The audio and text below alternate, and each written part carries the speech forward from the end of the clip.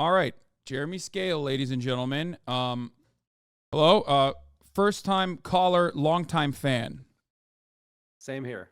I'm very okay. You don't mean that. That you don't have to say that. Don't worry. Okay. Is there any way to like raise your microphone volume a little bit? Is this the microphone that you do the podcast on as well? Yeah, hold on here. All right. No, I'm I've going into cranked up your volume. this is the first time that I've used this Discord platform. Hold on a second. I know this is totally embarrassing. I said on Twitter that my parents love your show. Um, That was also, I assume, fake news. my mom is watching right now, and Oh, it's totally. I told her not to click on anything. okay. Yeah. No. Don't Is do this that. better? I made it louder. Yeah, it is better for sure. Um. All right. All right. So some things happened this past day, or I guess last night, from where I'm at. I'm in Los Angeles. The case against Israel started. Case being genocide, and you've covered it. You wrote an article on the Intercept on the matter, and I wanted to talk to you about it.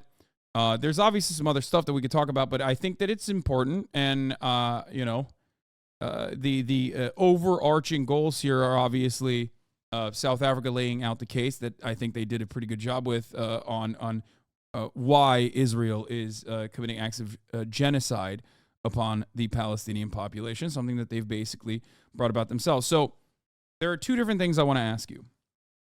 One, what is the difference between the International Court of Justice versus the ICC, the International Criminal Court? Let's start there. Yeah.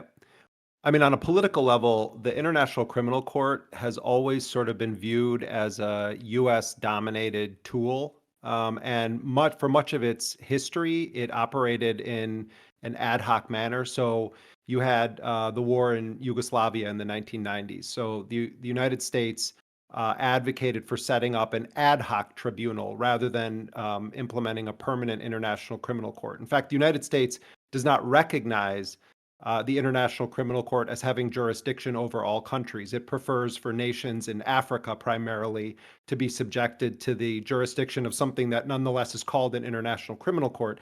And in fact, both Democrats and Republicans alike throughout U.S. history have undermined the U.S. actually fully accepting that an international court would have jurisdiction over the United States.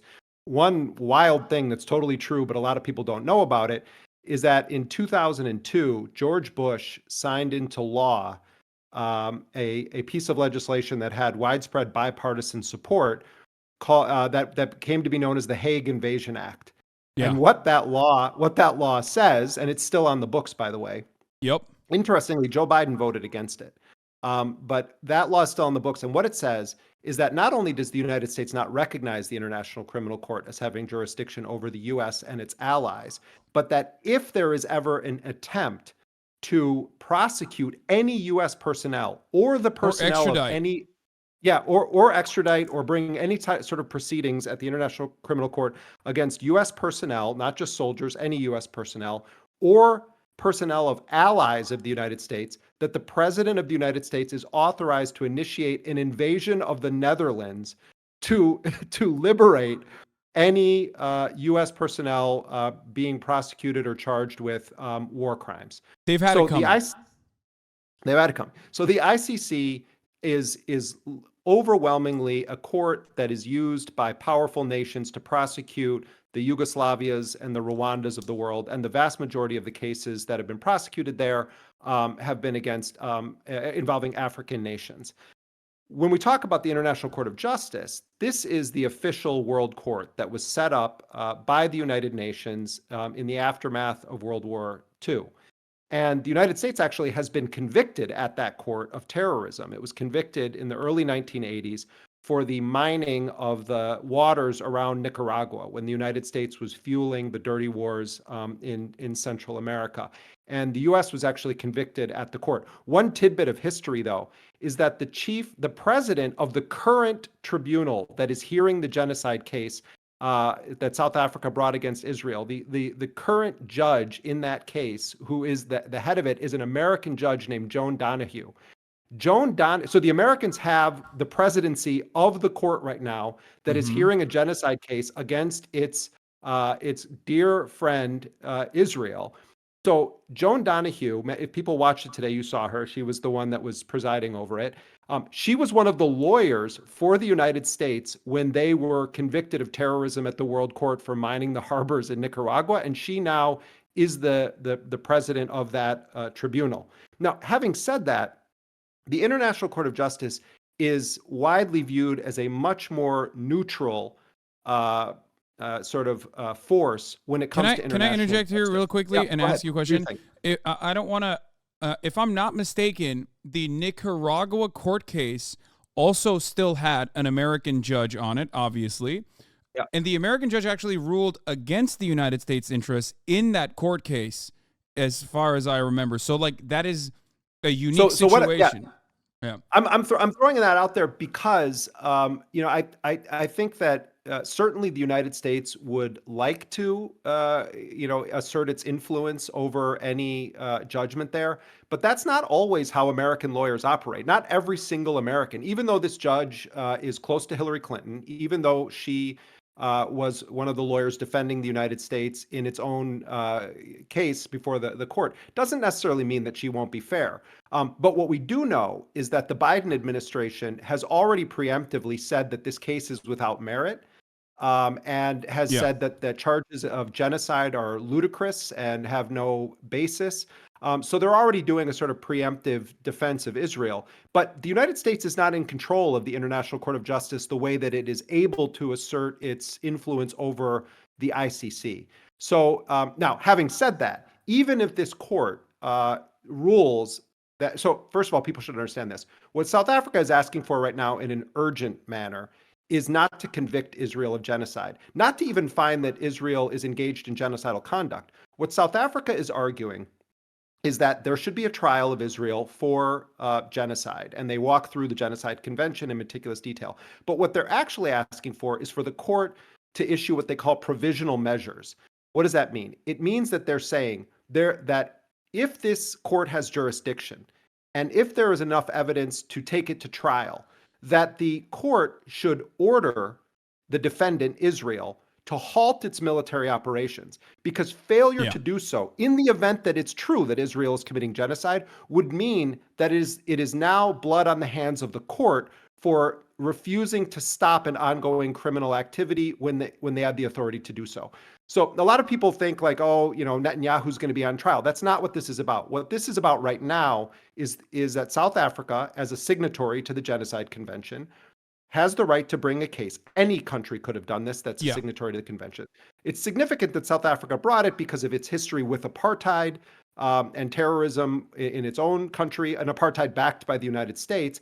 It's also significant that the South Africans had a very brilliant lawyer from Ireland, and Ireland has been very outspoken, perhaps more than any European country, in standing up for the Palestinians during this slaughter. So what the South Africans asked for today was for the court to issue provisional measures instructing Israel to cease its military operations in Gaza, pending litigation on the question of whether or not Israel is committing genocide. Yeah. So and today they laid the facts out, which are so public and so broad. And one distinction here, if I'm not mistaken, is that the ICC has the capacity to convict people, whereas the ICJ is just for UN nations, and it's a nation versus nation thing. So, like, And you this is brought why, up, for instance, I mean, no, I'm glad that you're raising this point. So, for instance, many of the leaders in the former Yugoslavia stood trial as individuals, including heads of states. Slobodan Milosevic, the former president of Yugoslavia and then Serbia, died during the course of his trial, actually, well, at yeah, The Hague. And very but famously.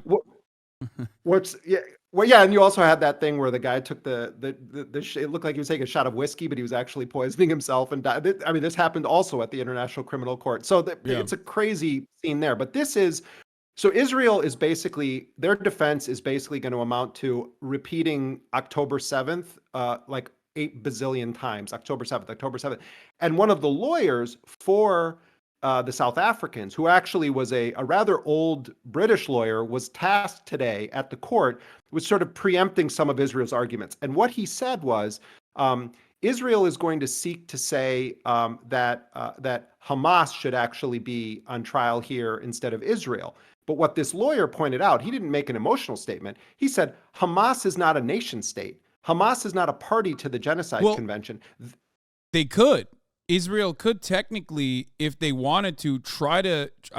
From what I understand, they could technically go to the ICJ, but that would require them to recognize Palestine as a nation state. I think, with a tacit recognition that like Palestinians have autonomy, and that goes against their overarching interest of dominating them. Am I not correct on that? There is that, but also there's a radical oversimplification of what Hamas is that takes place in the international discourse. You have Hamas as a political entity, and then you have the military wing of Hamas. And I'm not trying to nitpick here, but facts actually matter.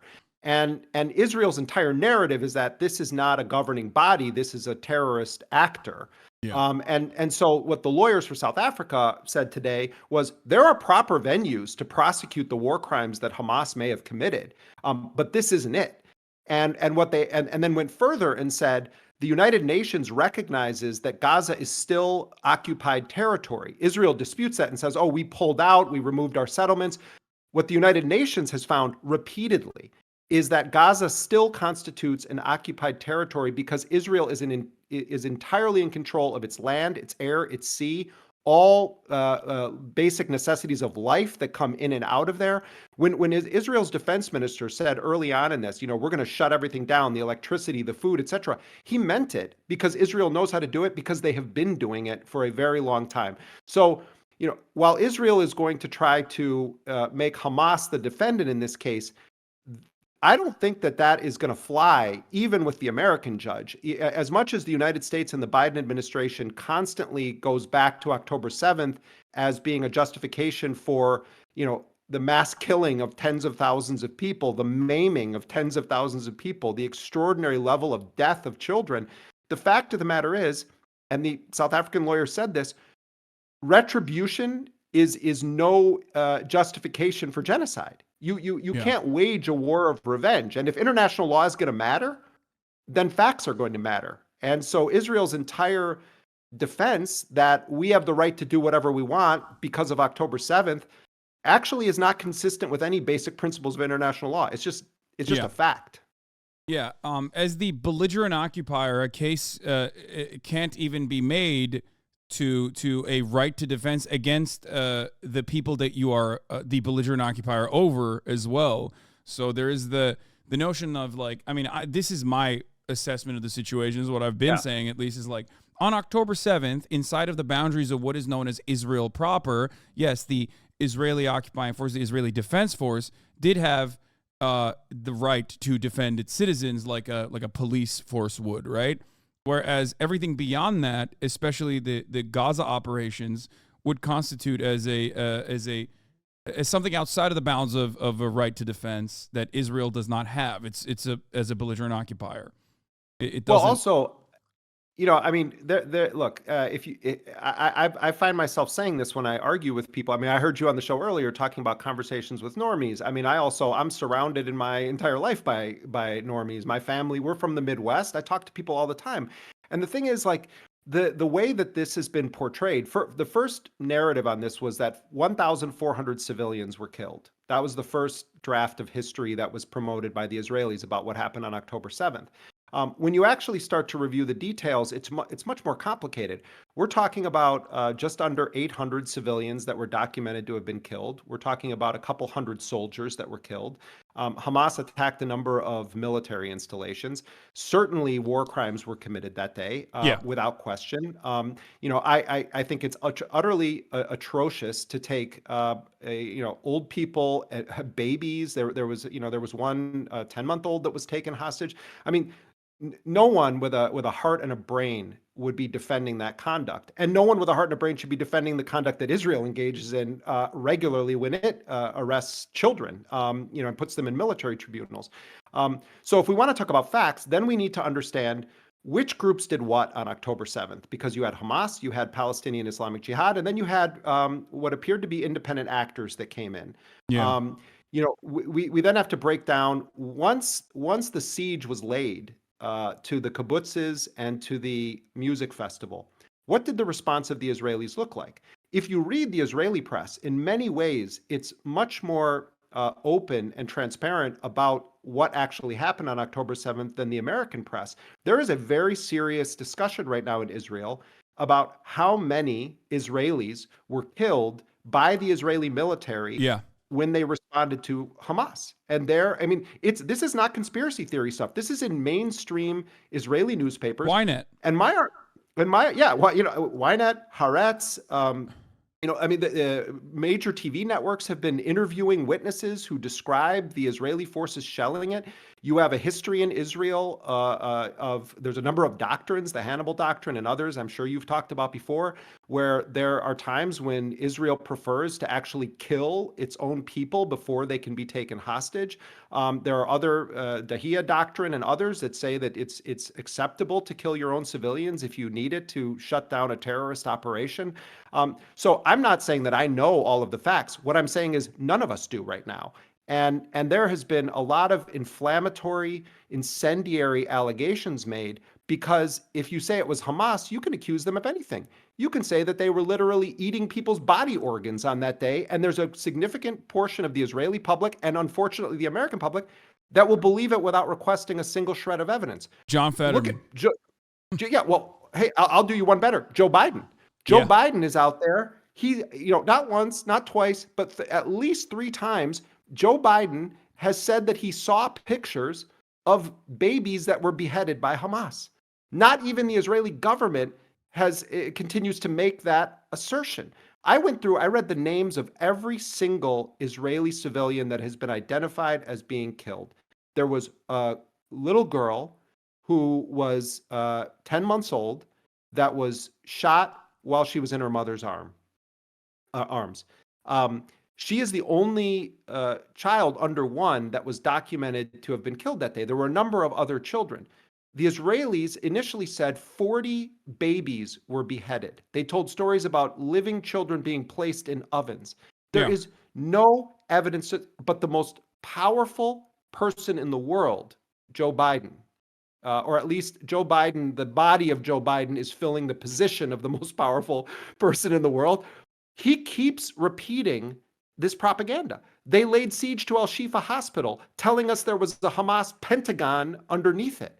And then when the Israelis actually went in there, the Baghdad Bob of the IDF takes cameras down there, and what do they find?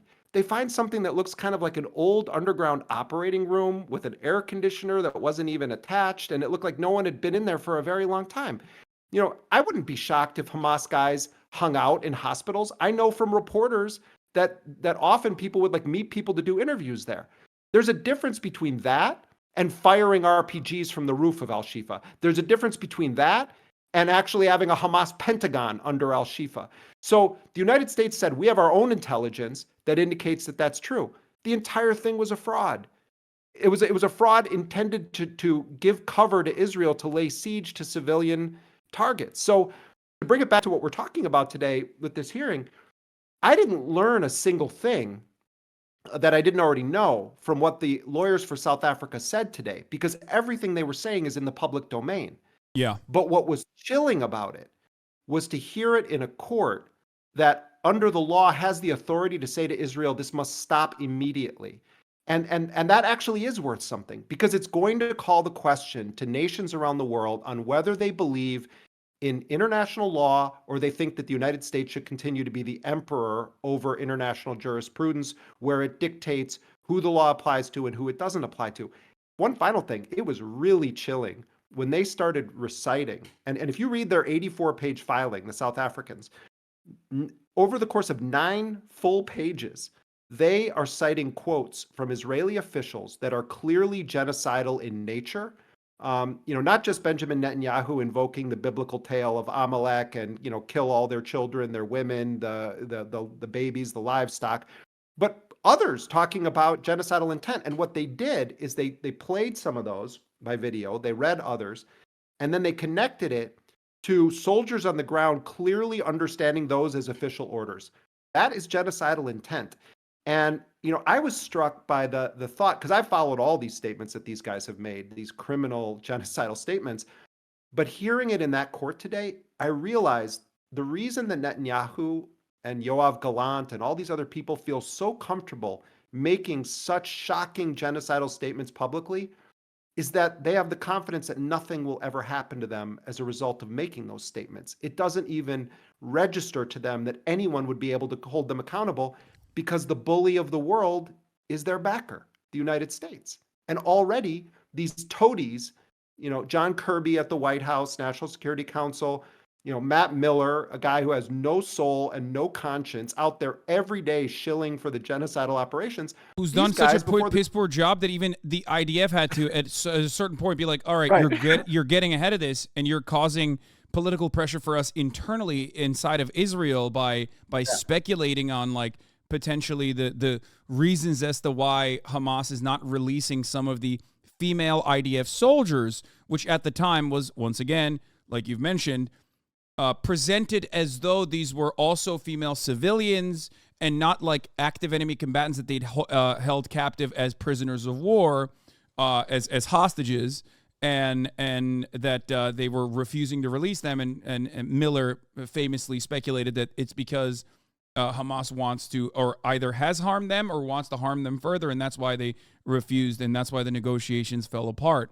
This was so out there and caused so much political turmoil in Israel that the IDF had to correct the American State Department.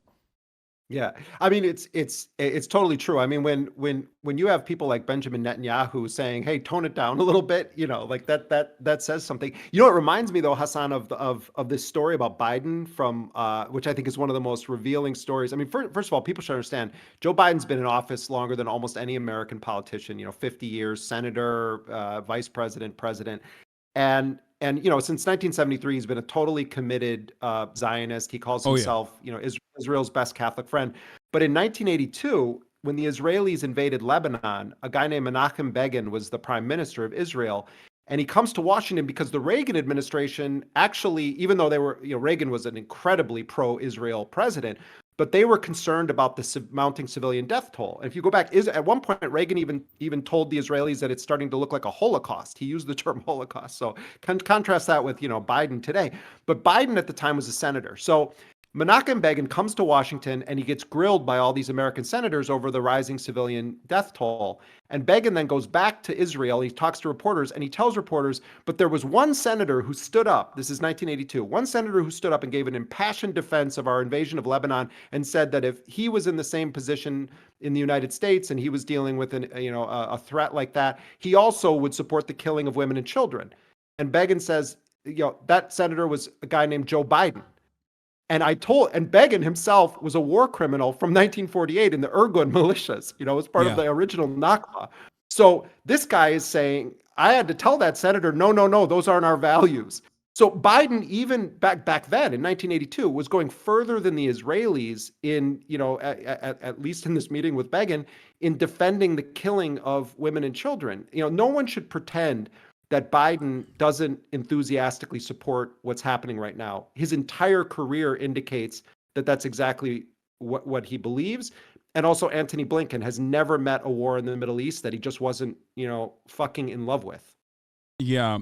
He has been a very enthusiastic supporter, and I think he's ideologically stuck at a different time. Like, I think maybe because of his brain capacity diminishing or whatever, but like, I do think that that there is a diminish, like our soft power and our influence around the world as the United States of America is like waning a little bit right now, and yet I feel as though this is the reason why there's so much division even in the State Department as far as what we see in the media, with people coming out and saying like, we got to dial this back. Even Antony Blinken, who, like you correctly pointed out, has never met a war he doesn't like in the Middle East, was on after meeting with Hakan Fidan in Turkey on October 8th, had actually tweeted, knowing full well what was about to happen, the scale of the atrocities that Israel was about to commit, had tweeted out to a cessation of the hostilities then quickly deleted it. And I feel like this is there's a reason for that, and I think that they're internally they recognize that letting Israel operate in the way that it has with impunity has made it has made America look weaker in the eyes of the rest of the world. In my opinion, I feel as though this this also is a grave threat to those who want to maintain the American empire to a certain Well, degree. I mean, yeah, I mean, a bunch of things there I think are really smart points. I mean, also with with the war in Ukraine and the fact that the United States and NATO, and particularly Germany now has totally transformed itself into a war machine where it is exporting military hardware. It's starting to flirt now with troop deployments. It's becoming a very aggressive. It's sort of like a mini. It wants to become apparently like a mini America in Europe right now. What though is what's lingering on the sides of this? Look at China. China has for many decades operated in a much smarter way than the United States on the continent of Africa in its approach to international conflict. China is now under Xi Jinping making a run at sort of being a global diplomatic force to try to make peace between different countries. So, I mean, I think that the United States is flailing in its imperial project in many ways. But what you're also seeing, like in the case of the Gaza war right now, there's this axis of resistance that's been formed, as it's called in Iran, where you have the Iranians, you have Hezbollah in Lebanon, you have Hamas in Gaza, you have the Ansar Allah in Yemen, the Houthis. That's a whole other story unto Oh yeah. itself. I've spent a lot of time in Yemen. The Yemen declares war against Israel and has implemented a very successful blockade to the point where that they have the most powerful Western military forces in the world now deploying to go after the poorest country in the Arab world. And they are defiant, utterly defiant. By the way, this just Nasrallah. broke. Yeah. This just Yep. broke, actually. According to the political editor of the Times, Stephen Swinford, Britain is now expected to join the U.S. in carrying airstrikes on Houthi military positions in Yemen tonight. Rishi Sunak briefed cabinet on imminent military intervention this evening. Sir Keir Starmer, Labour leader, and Sir Lindsay Hoyle, the Commons Speaker, have also been briefed. So they are finally, I guess, even the British are finally getting involved in trying to combat this blockade, which I think is moral and just, by the way. That's my personal perspective on it. You don't have to agree with like Ansar Allah's political positions or whatever, but ultimately I do think that they're doing the right thing. I mean, look at I asked really early on in this slaughter in Gaza that the Israelis are conducting. I talked to Rashid Khalidi, the one of the most important Palestinian intellectuals in the world, a professor at Columbia University, and I was asking him, about Arab nations and their position, just sort of watching this happen. And he said it's been many decades before any of them, since any of them have been willing to do anything. So for Yemen to do this is quite extraordinary. And in the eyes of many in the Arab street, they're utter heroes for what they're doing. Set aside, who the Houthis are or what's happened in Yemen, just the fact that everyone is watching this mass slaughter and saying, where are the Arab nation states? Why is no one confronting Israel? It actually matters. And look, what's happening in Lebanon is really concerning. The Israelis are intensifying their attacks. Hezbollah is also carried out a strike against a fairly significant Israeli military base. The Israelis have had to evacuate tens of thousands of their own citizens from the border with Lebanon. And let me tell you something. Hezbollah ain't Hamas. Hezbollah is a much more serious fighting force with much more sophisticated weaponry. I mean, Hamas largely is manufacturing its own weapons. I mean, obviously, it gets weapons smuggled in. There's no question about that.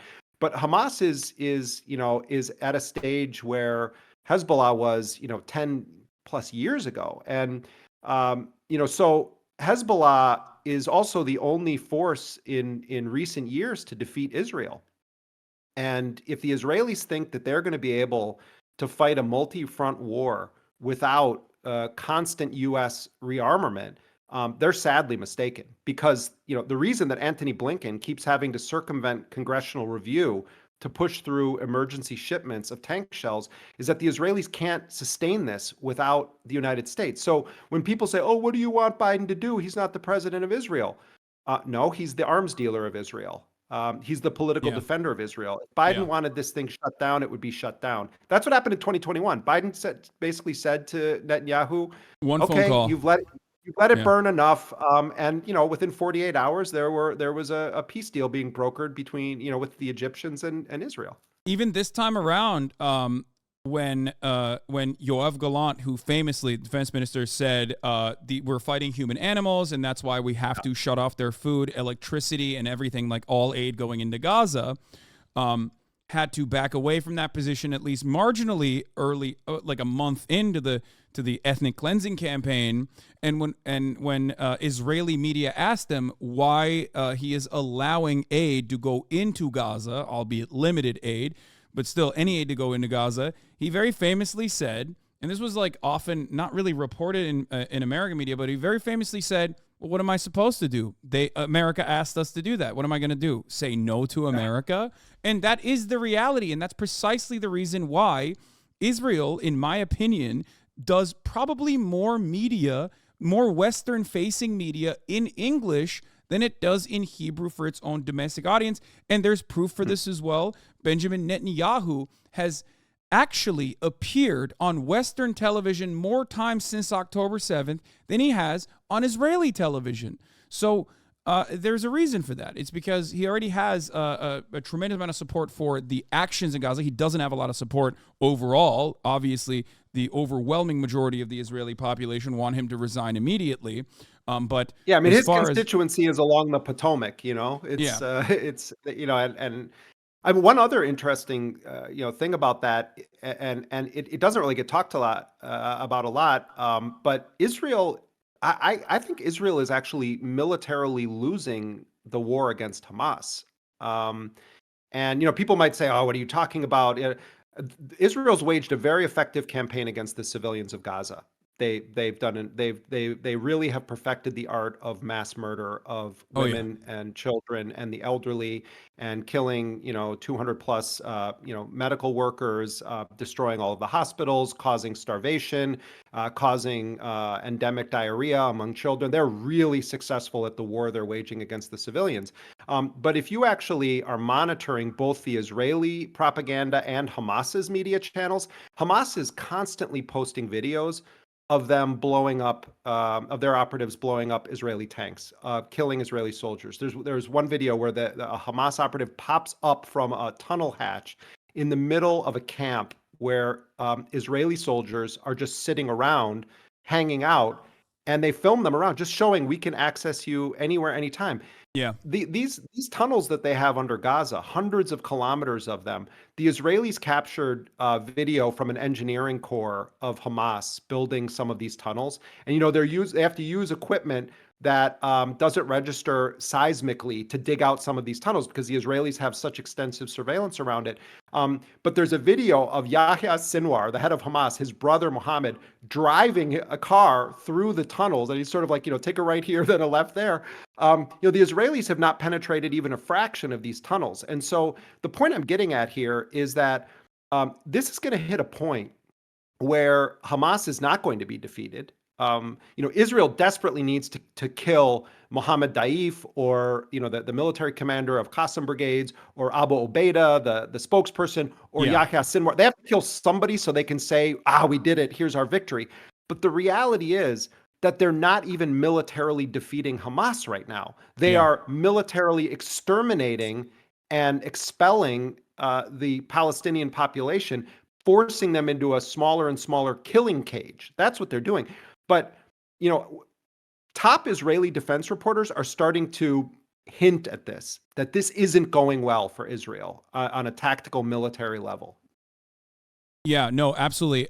It's the classic struggle against an occupying power as well, just like Ho Chi Minh has said before. And I think even either it was the PFLP or the DFLP leader at the time who said, you kill 10 of us, we kill one of yours, we're not going anywhere.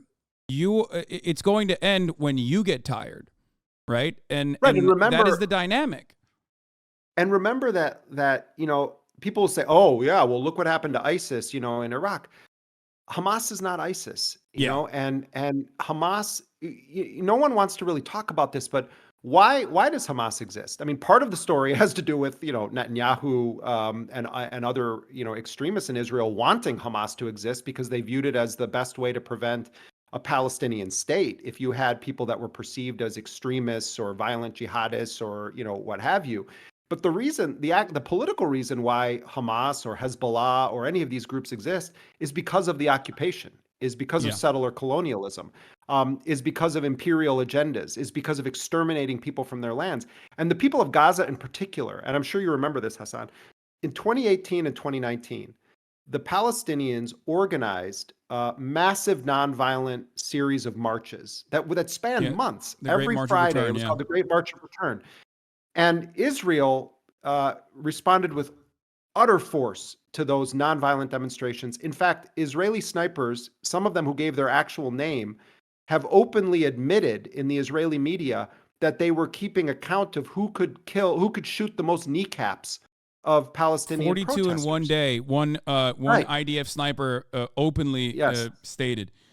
The So IDF and itself took by ownership name. over it. The IDF So itself took ownership over it yes. when they tweeted out and then quickly deleted, even though B'Tselem captured it for posterity, Yes. that they had accounted for every single bullet and where it had landed. Tens of Yeah. thousands of people were intentionally maimed, wounded by Israeli sniper rifles. I mean, pregnant So women when were you killed.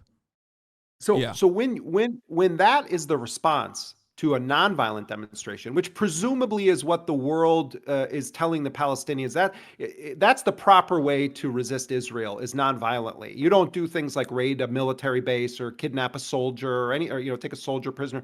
Those things are unacceptable. But nonviolent protest, that's acceptable. Well, actually, it's not acceptable because then you get shot in the kneecap, or you have pregnant women getting shot. So when that is the message, what means do the Palestinians have of resistance? Why is it that Hamas now, the armed resistance in Gaza right now, is incredibly popular among Palestinians? Why yeah, is that? Is it because everyone loves Hamas? No, it's because a child is Hamas, a journalist is Hamas, the hospital is Hamas, everyone in Gaza is Hamas. There are no the children, UN, there are no civilians. The UN is Hamas. The UN Secretary General is Hamas. South Ireland is Africa. Hamas. South Spain is Africa is Hamas. South Hamas. Africa is Hamas. Belgium is Hamas. When everyone becomes Hamas, when you shoot and murder nonviolent protesters, when you intentionally kneecap them with sniper bullets, of course, the only means available to the people is armed resistance. Yeah, It's also what happened with the Irish. It's what happened in South Africa. It's what happened in revolutionary struggles all over the world. And I'll say one last thing on this. No one should believe a single word that ever comes out of the mouth of Israeli government spokespeople unless there's like 3 or 4 independent sources showing that it's true, yeah, because they have lied about everything. And, it's not that I say, oh, give Hamas the benefit of any doubt. It's that you don't give Israel the benefit of any doubt. Like Israel lies repeatedly, and it's documentable through this entire. We could yeah. talk about the last 3 months, but you can also talk about decades. They're lying about everything constantly. So their word should not be worth a penny when it comes to a statement of the facts on the ground in Gaza. Yeah. Nothing. And Western media absolutely is complicit because they have basically a standing IDF spokesperson early on since October 8th to immediately contextualize the violence that the Israeli forces are subjecting the Palestinian people to in their ethnic cleansing campaign.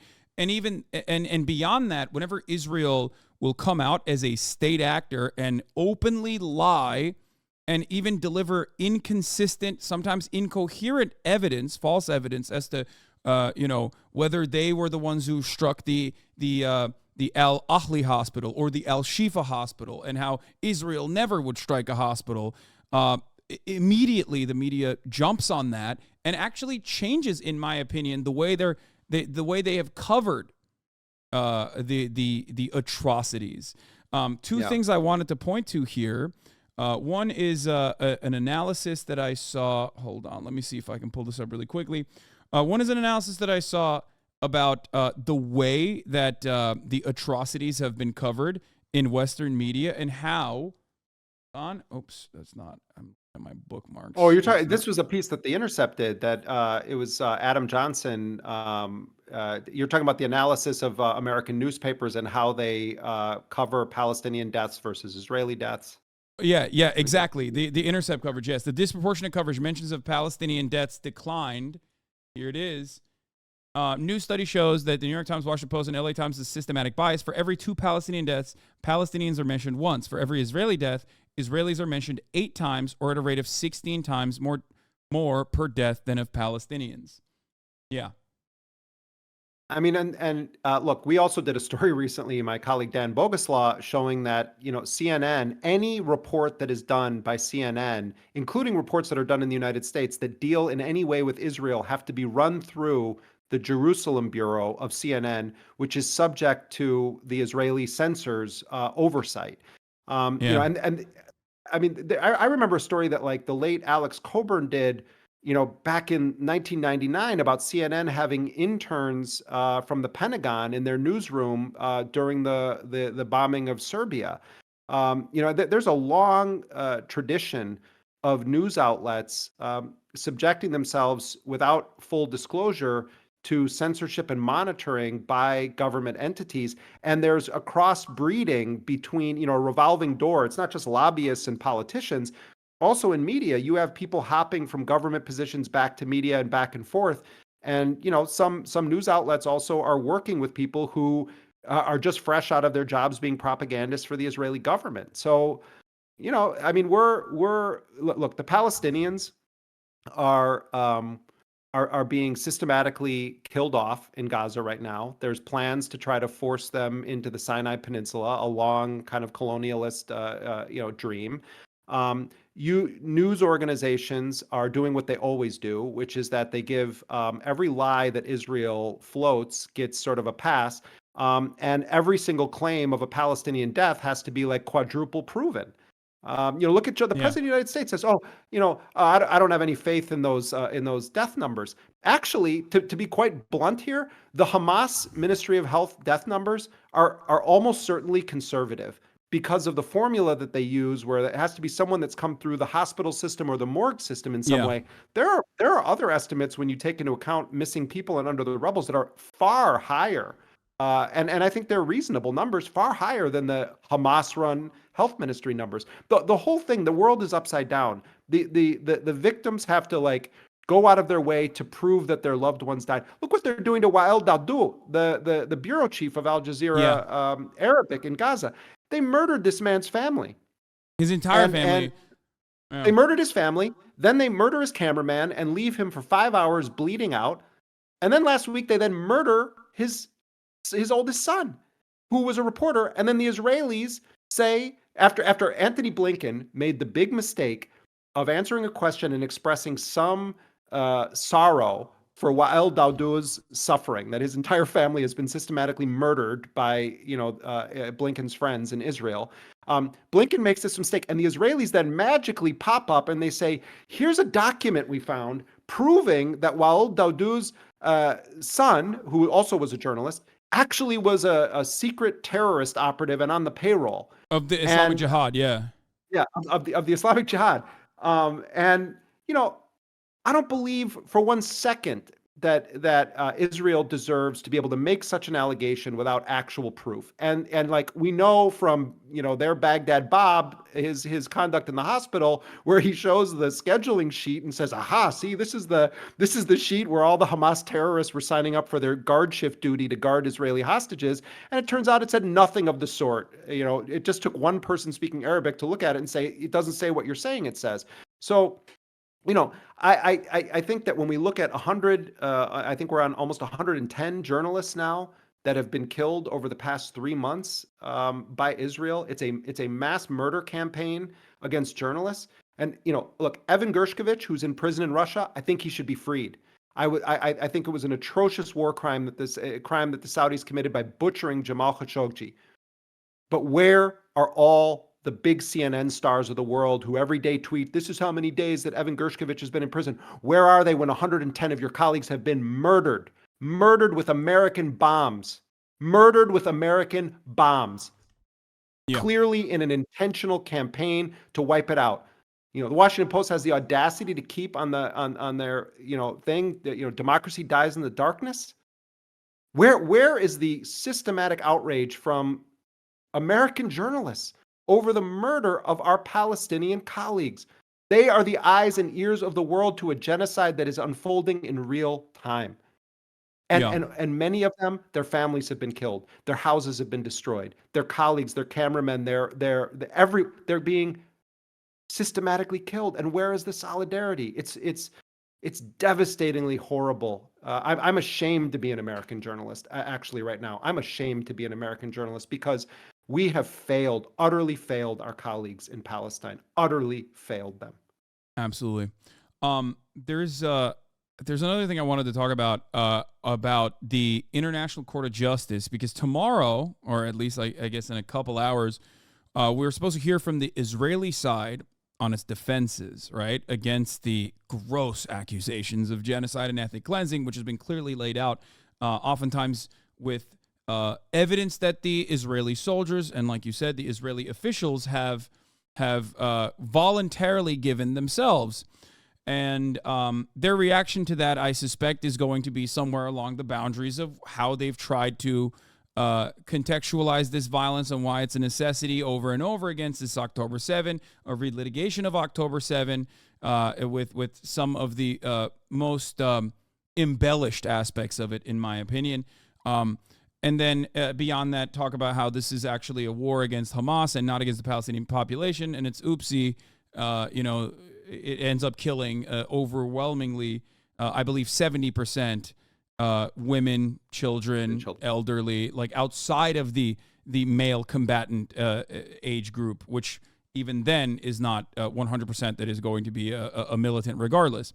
So one thing I wanted to ask about is what do you suspect will happen when this court case goes through, if the court itself finds that Israel is not guilty, I guess, of the accusation of conducting a genocide?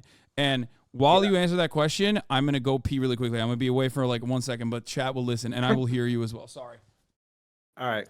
Let's talk some shit about Hasan while he's gone. No, well, I mean, it's going to be interesting to see how Israel actually presents its defense. Obviously, there almost certainly is going to be a sort of detailed retelling of the Israeli version of the events of October 7th, and I think they're going to try to put the focus on the fact that their perspective is that they're fighting a war against terrorism, and they're going to compare it to 9/11 and talk about principles of self-defense. And they'll, of course, present a legal based argument to argue that, in fact, they have the right to do this. And it's, probably going to be a well-presented legal argument because, Israel has very serious lawyers. But what I think is a problem, and I think that in the absence of this, I think it would be much easier to see the court letting Israel off the hook, so to speak, is that Israel, its own officials, from Netanyahu to the defense minister Gallant to Herzog, the president, to multiple members of the cabinet, to members of the Knesset, they're on record, on video, on audio, saying openly genocidal things. And so, all of the facts that were presented today in the court by South Africa's lawyers about the nature of the crimes and the argument that these crimes constitute genocide, Israel is going to have legal response to all of those things. There is no question. And, if you were just a kind of completely neutral person who was just walking in out of nowhere with no context, and your only job is to listen to legal arguments, I'm sure Israel's gonna do, some of their lawyers are gonna do an effective job at arguing their case. The problem that they're gonna run into, though, at the end of the day, is that the public is deeply aware of the fact that Netanyahu made these statements, that Herzog made these statements, that Gallant made these statements. I think that actually is the strongest evidence. It's stronger evidence than and it's sad that this is true, than the sheer destruction of civilian life and infrastructure and culture in Gaza. The most damning thing, I think, for the Israelis, the riskiest part of the case for them is that they've all been caught on tape openly saying these things.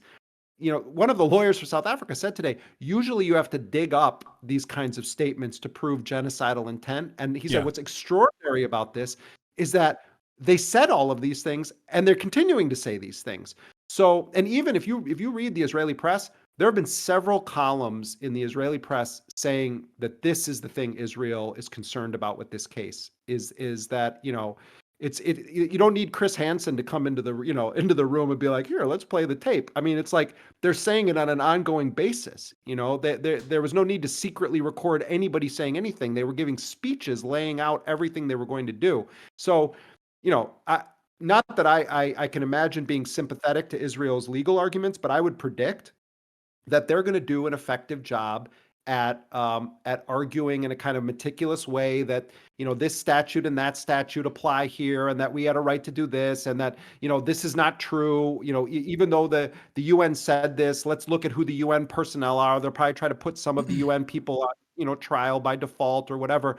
But setting that aside, it's all caught on tape.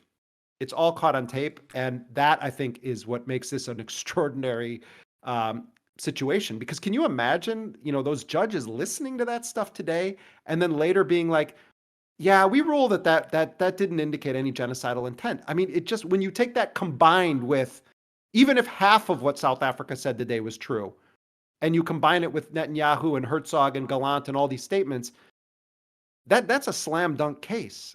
It's showing genocidal intent. And that's the standard here. They don't need to prove that they committed genocide. South Africa just needs to convince the court that there's jurisdiction and a reasonable basis to have a trial on this, and then the judges have to stop it. So I think there's a solid chance the judges rule in South Africa's favor, but nothing is ever certain in these matters. And I bet the U.S., Israel, and others have everybody wiretapped and are listening to everything that everyone is saying. They probably have all of the South African lawyers bugged. They probably have the court chambers bugged. I mean, the NSA is probably listening to everything. But whether or not the U.S. is going to be able to actually do anything to stop it, I don't know. I mean, but even if they do, even if they rule in favor of South Africa, like, what mechanisms does the United Nations have in this circumstance? Yeah, they ruled against Russia. I mean, they ruled against Russia, and Putin was basically like, I'll use that order as a piece of toilet paper. I mean, it's, there is no actual enforcement mechanism. And you know why there's no enforcement mechanism? Because of the United States. Yeah, because exactly. if the United States agreed to play by the rules that they want the Rwandas of the world to be subjected to, or the Putins of the world subjected to, then you have a real serious case to be made to Vladimir Putin and say, oh, hold on a second. If the United States is doing this and you're not, no, you're the rogue of the world. The problem is that the U.S. is just a more sophisticated kind of rogue and pays a lot of lip service to the rule of law.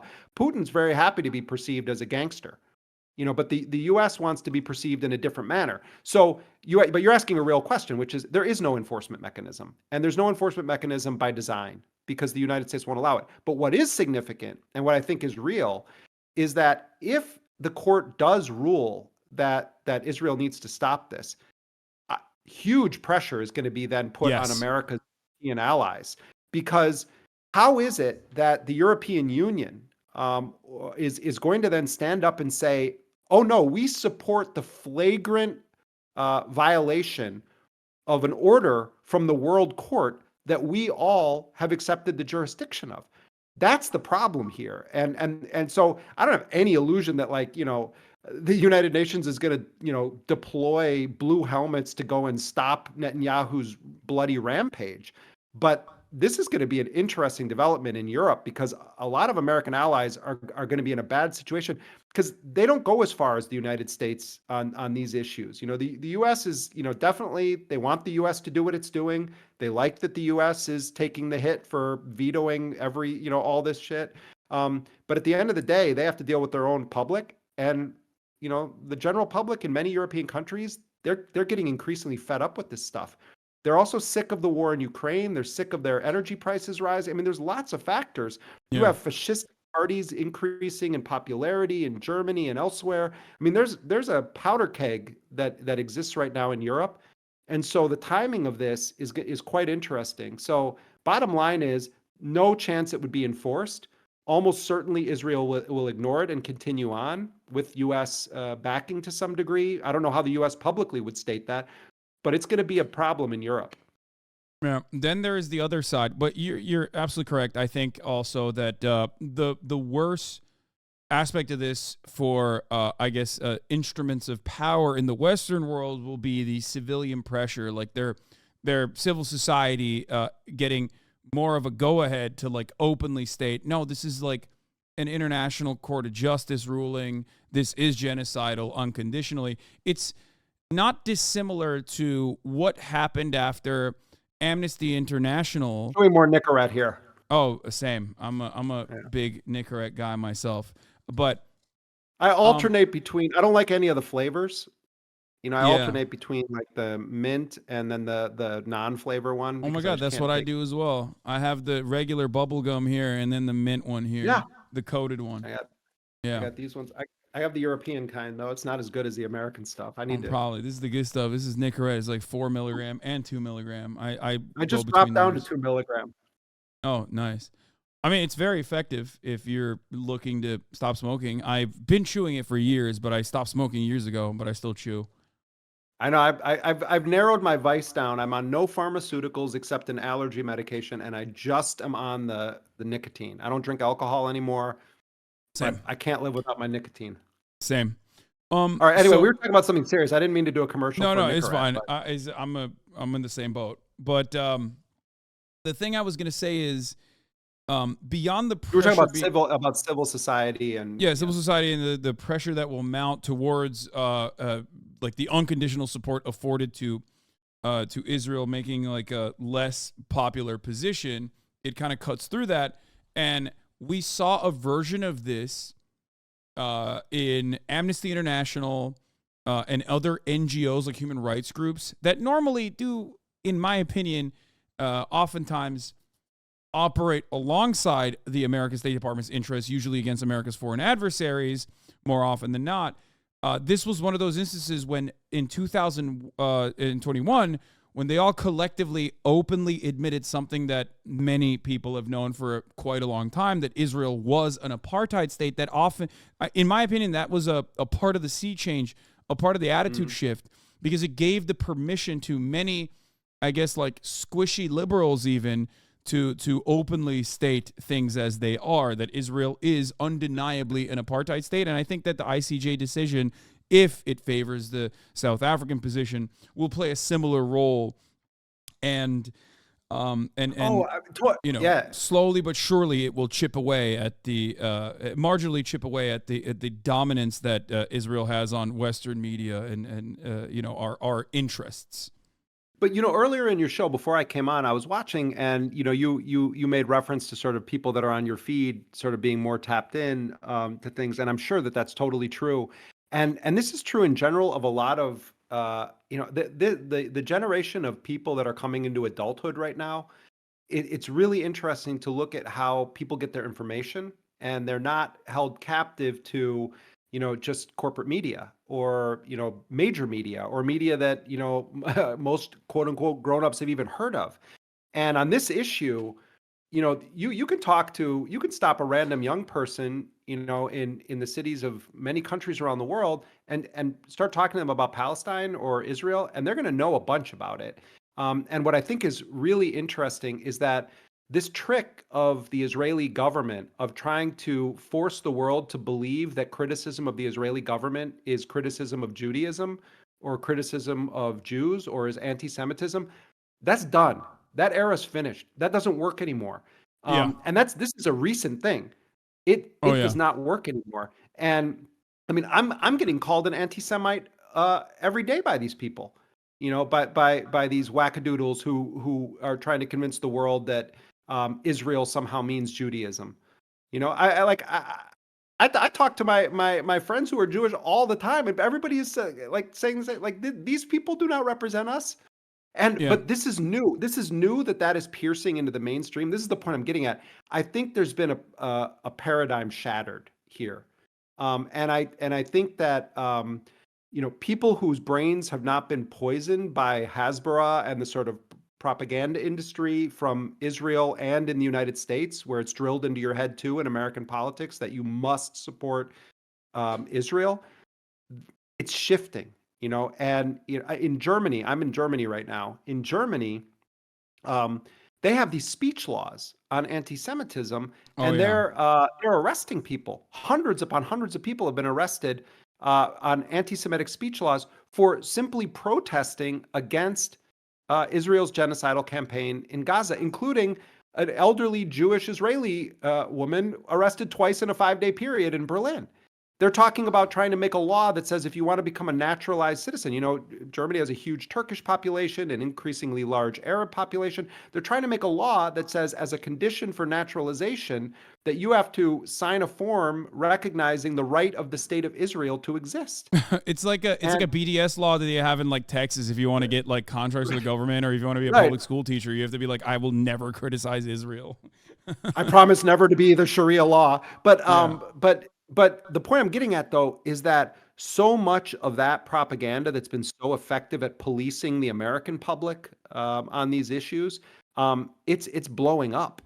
And I also think that the world is actually quite horrified that Joe Biden, the man who saved the world from Donald Trump and could have had a nice 4 years of Grandpa Joe in power, has revealed himself, like those of us that followed his career knew this, but has revealed himself now to the world to be an enthusiastic supporter of the annihilation of one of the most victimized groups of people on the planet, whose concentration camp has now been transformed into a killing cage, subjected to regular bombardment by American bombs.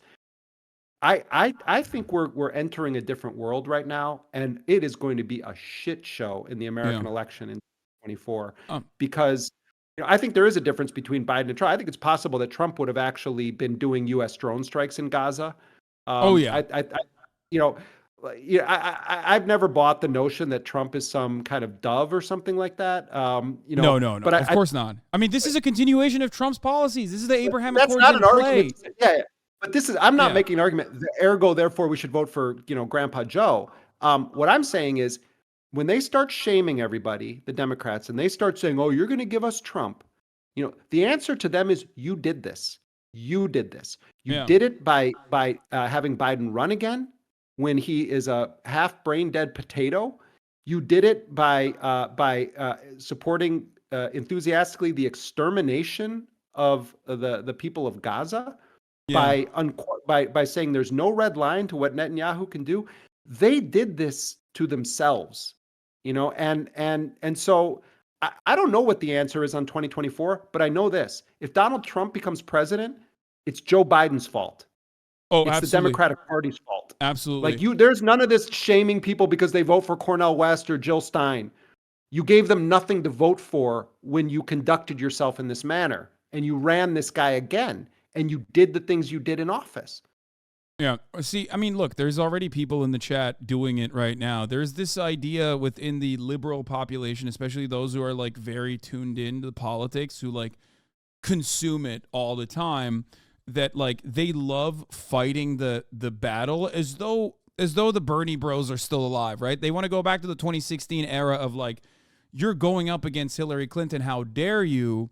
And try to relitigate those struggles, like as though there is like a unique leftist momentum within the Democratic Party and a representative that they can like champion that is somehow a threat to Biden. Biden is alone, and yet he is a threat to himself, and he's a threat to American democracy. He's a threat to the Democratic Party's power in this country, and yet these guys are so primed, so conditioned to constantly yell at voters and constantly yell at anyone but the Democratic Party as team players that they're like looking to relitigate those Bernie bro arguments when there's no Bernie to bro.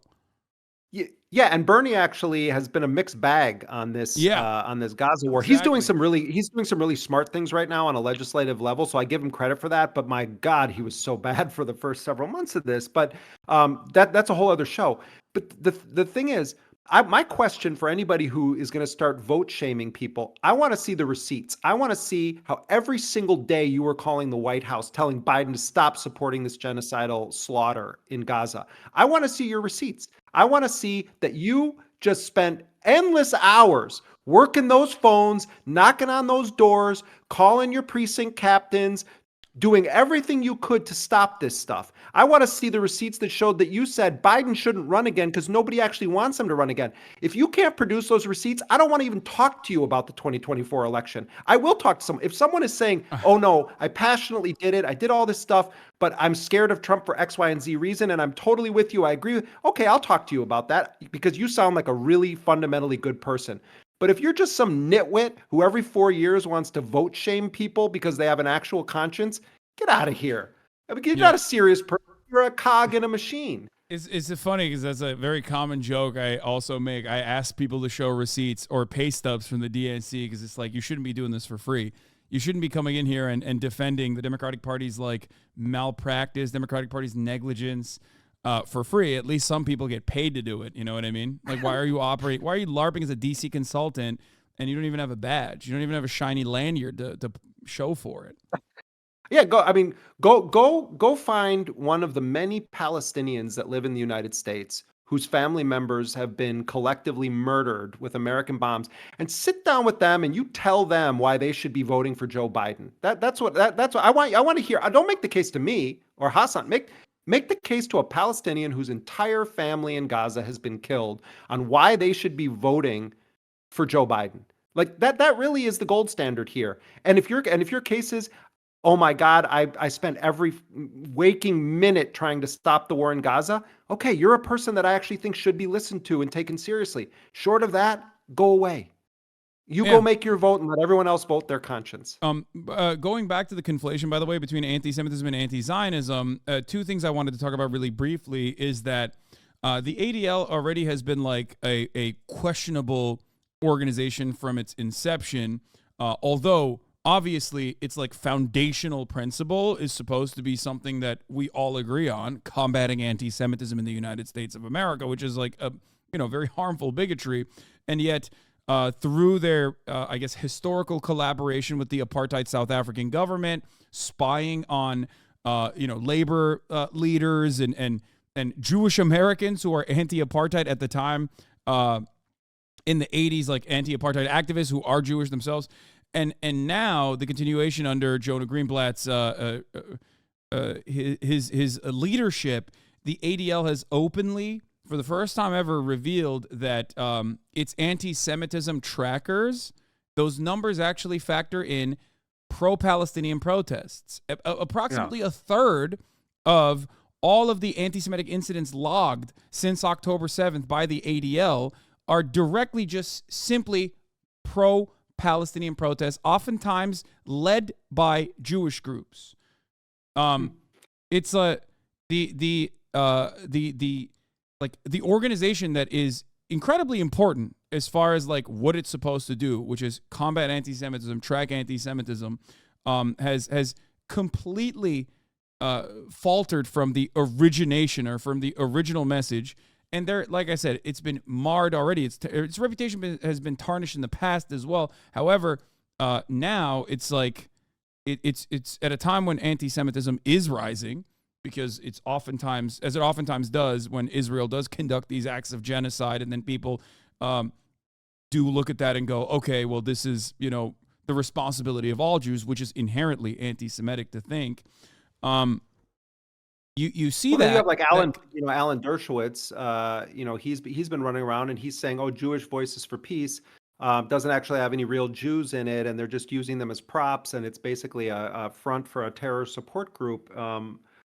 I don't mean to open the Dershowitz can of worms. I was just popped into my ex. I saw a clip of him the other day. Yeah, I think he was supposed to be one of the lawyers representing Israel. Yeah, I'm so sad that ICJ, and then I'm so sad that the Jeffrey Epstein stuff took away from that. Well, and I mean the questions about Epstein's connections to Mossad and and other intelligence agencies, I think is actually a very legitimate course of inquiry. Oh yeah. It's really interesting the way that the shattering of the kind of media monopolies has opened the gates and It's an interesting media landscape right now. Very depressing in many ways, but also quite interesting. On the ADL issue, though, I mean, I think I think that what Netanyahu is doing and what the radical um, sort of extremists that are defending Israel are doing by trying to force a conflation of Judaism with the state of Israel is ultimately making Jews less safe, and it is 100%. it's creating dangerous conditions because their messaging on it is that the Jewish state has a right to do this to Palestinian Muslims, and not to mention that they're also doing it to Palestinian Christians, etc. Yeah. But that is sort of the message that they're sending, and it's really dangerous and reckless. I used to throughout the whole so-called war on terror, and especially during Obama, when I was traveling to Somalia and Yemen and Afghanistan, all these places, and in place after place after place, what I saw on the ground was that our actions, the US's own actions, the drone strikes, the killing of families, the sort of perception that we were a gratuitous enemy, doing the night raids, killing pregnant women, all these stories that I did. Everywhere I was realizing we are giving people a legitimate reason to actually want to attack Americans. And we shouldn't be doing that. This is not, I'm not in the business of giving advice to the United States government, but we should be looking at, do our actions make us more safe or less safe? And the same is true, for the Israeli government. And I don't see how you can conclude anything other than Netanyahu has looked at this and said, I'm okay with making Jews across the world less safe because this is my agenda, and my agenda matters more than anything else. I mean, this is madness. It's utter madness. Of course, there's anti-Semitism is utterly vile, and certainly we see it flaring in so many places around the world.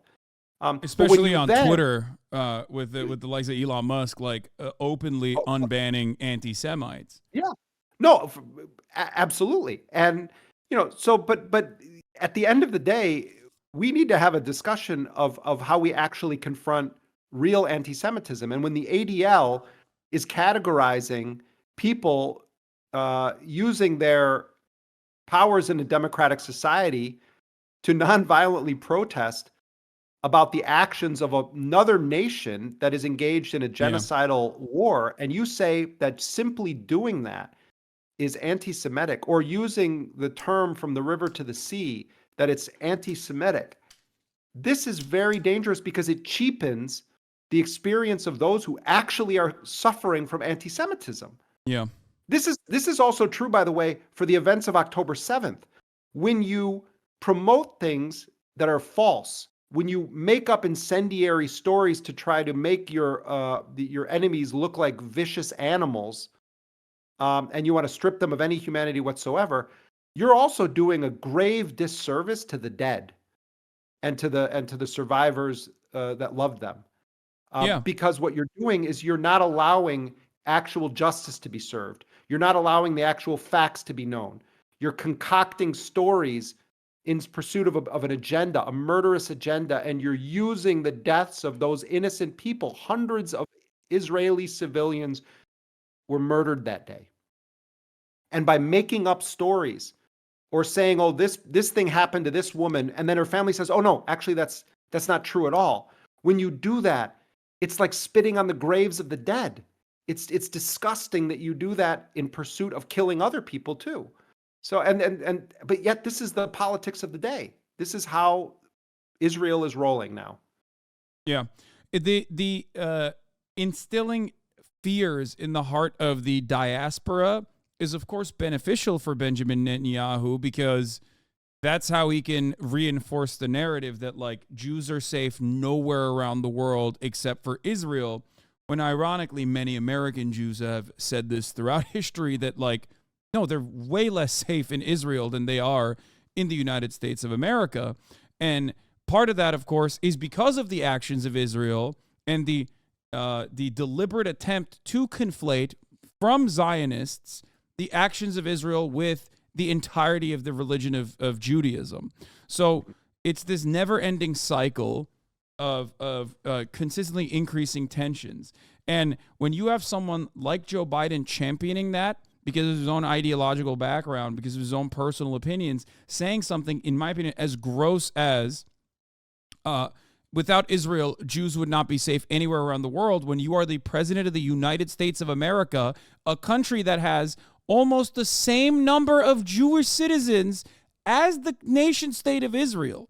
Like, there's 6 million Jews in America, and I believe almost 6.9 million, 7 million Jews in the state of Israel. And then the president of the largest Jewish diaspora on the planet is saying such an insane statement. I mean, it's gross. It's ridiculous. You're saying it's an abdication of your responsibility to American citizens.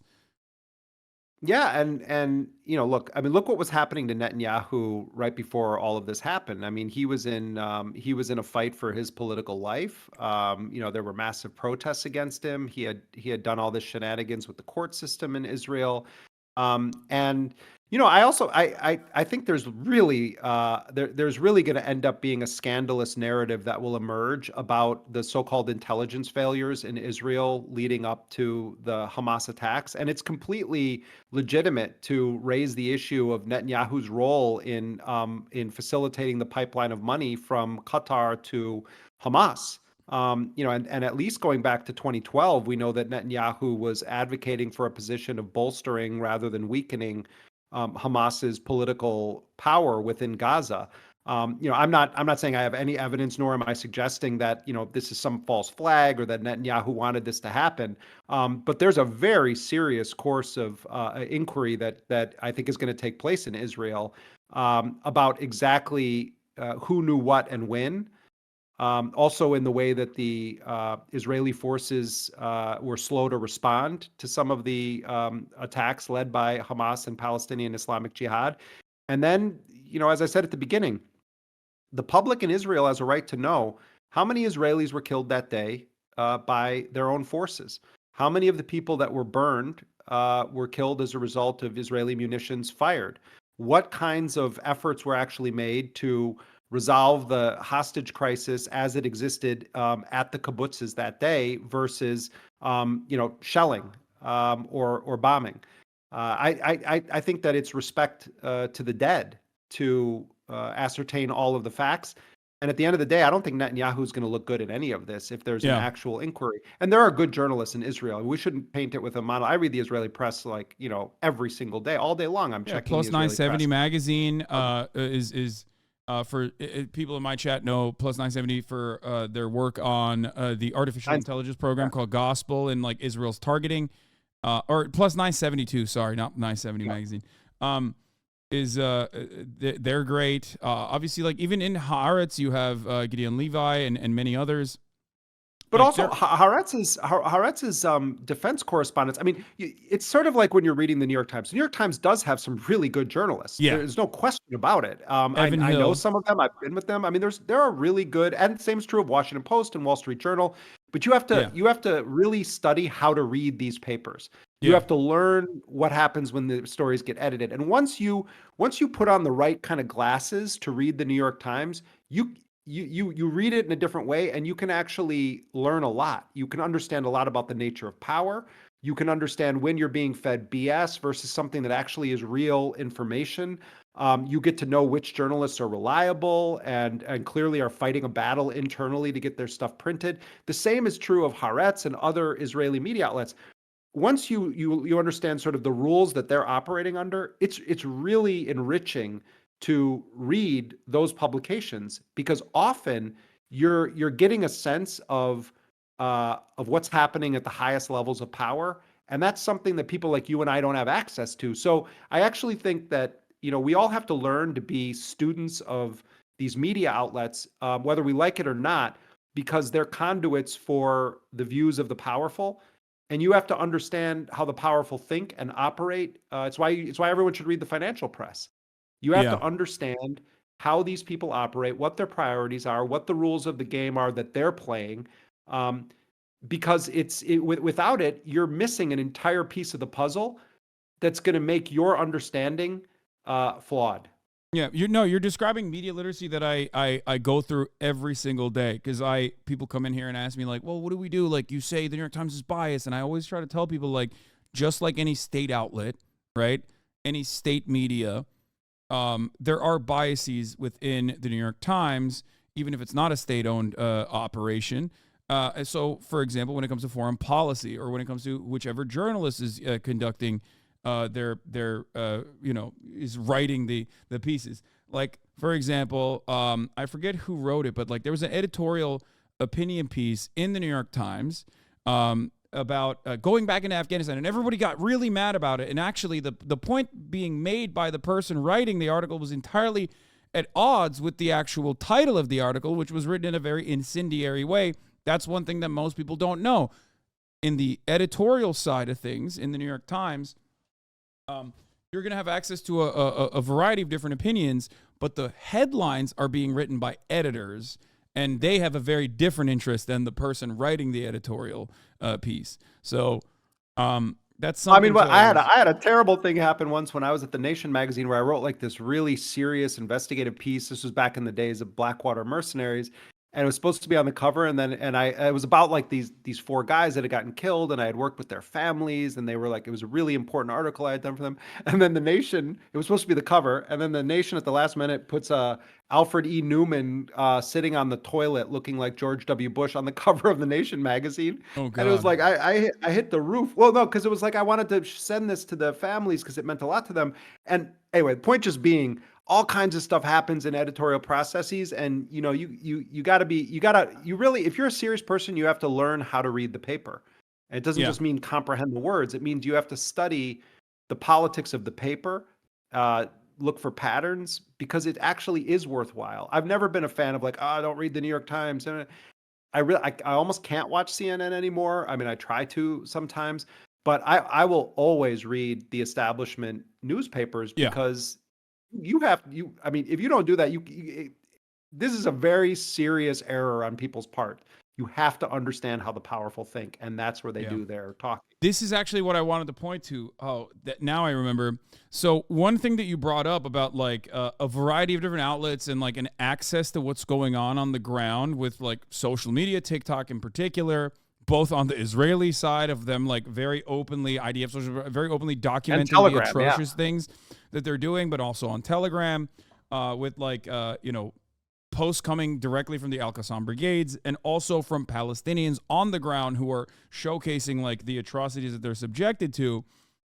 This has been phenomenal in breaking through the otherwise dominant narrative, and that's why you see a massive difference in age demographics in the way that they perceive Israel's actions to be permissible or not.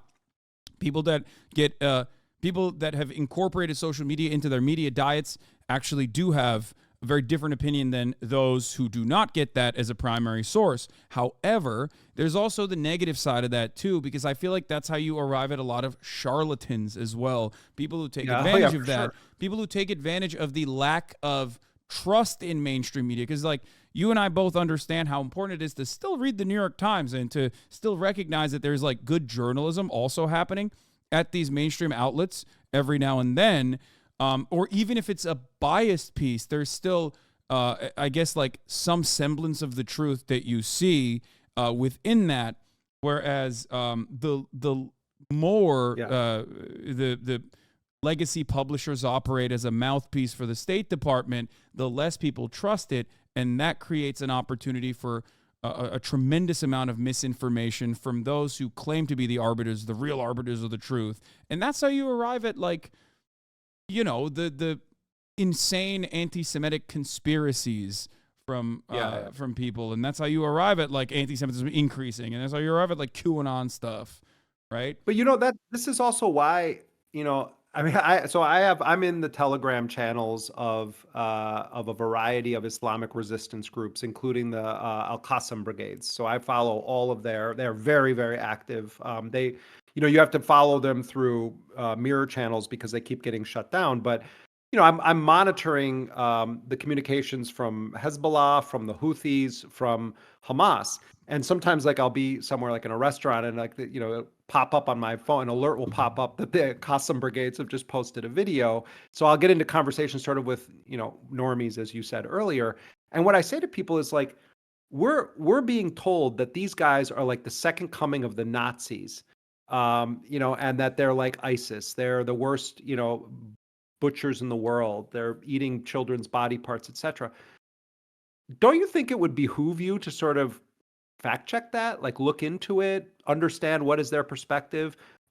If you're not monitoring as a journalist, if you're not monitoring what Hamas is saying, if you're not following their media channels, if you're not following the videos that they're releasing, often Hamas will release a video showing an attack, and then 2 days later, Israel will acknowledge that 9 soldiers got killed here. And it turns out that we already knew that 2 days ago because Hamas posted the video of them killing them.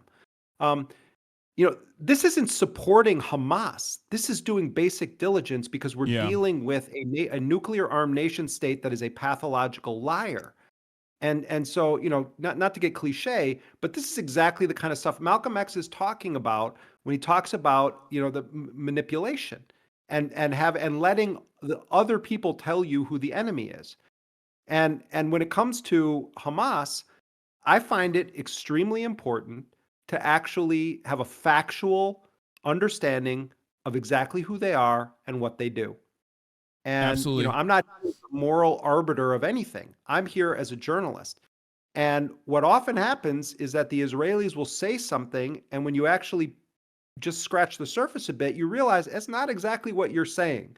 And I'll tell you this, I mean, watching Hamas's channels is extremely revealing when it comes to what is happening on the ground with the Israeli military forces inside of Gaza. And it helps you to understand, it's going to help you to understand when Israel does not end this by tying a neat little ribbon of defeating Hamas, because it's not going well for Israel. And you only know that if you if you cut the umbilical cord from the Israeli propaganda machine that is being reinforced by the Biden administration.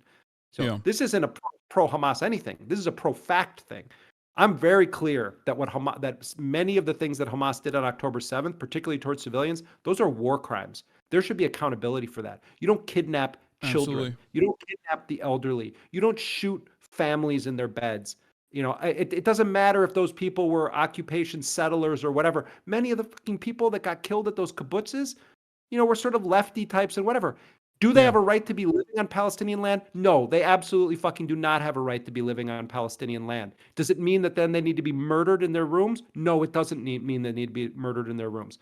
At the same time, no one's going to bully me into saying that there wasn't some legal framework for what Hamas did at military bases that day.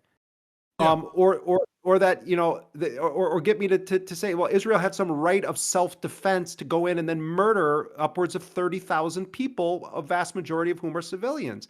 Like, these are just facts, and people try to bully you. If you dare to sort of say, let me try to understand what these people I'm being told are like the new Nazis. Let me try to understand a little bit about them. Like, isn't that responsible ISIS? Or they're like barbaric. They're like a colonizing force akin to like ISIS, which is obviously they call them Hamas ISIS.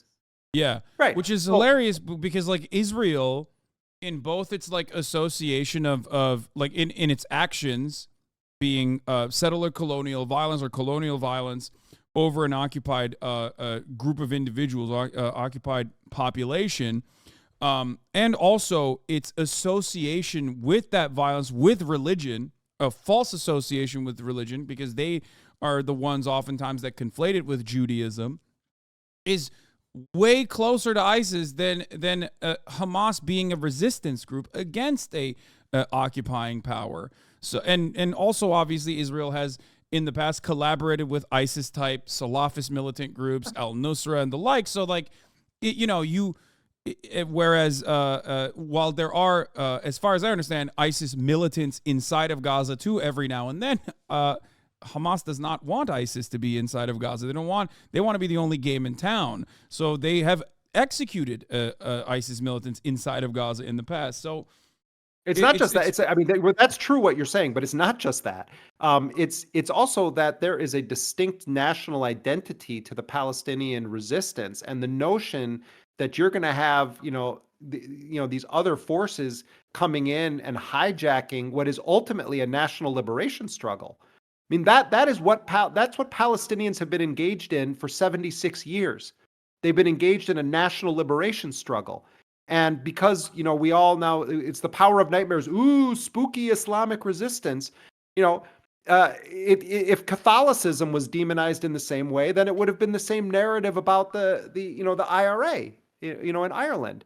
yeah. And so there isn't compatibility between ISIS and the Palestinian resistance, because the Palestinian resistance is a distinctly national liberation movement. It's just true, Yeah. you know, And and actually, it falls apart. Like the arguments fall apart so quickly because like if you consistently make your enemy look like a barbaric monster that has no real interest in like emancipation or anything of that matter, and they're just simply operating on anti-Semitism and like their hatred for Jewish people, which is or even like how much they love Hitler. They're always like, oh, look at ISIS. Not ISIS. Look at Hamas. yeah, We found like another copy of Mein Kampf in Arabic that's yeah. annotated over and over again. Now, when I look at that, I find it very hilarious because like that is such a classic Western focused version of propaganda. Like they're trying to conduct an argument as though like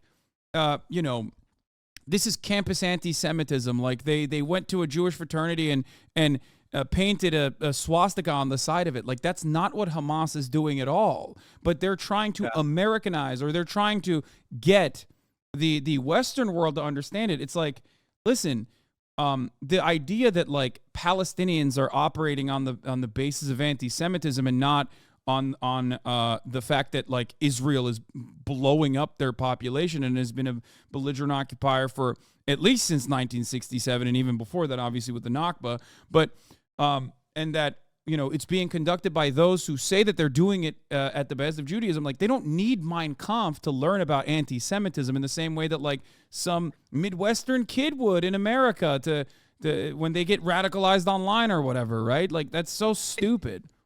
I mean, can you imagine, just imagine what it's like to grow up in Gaza.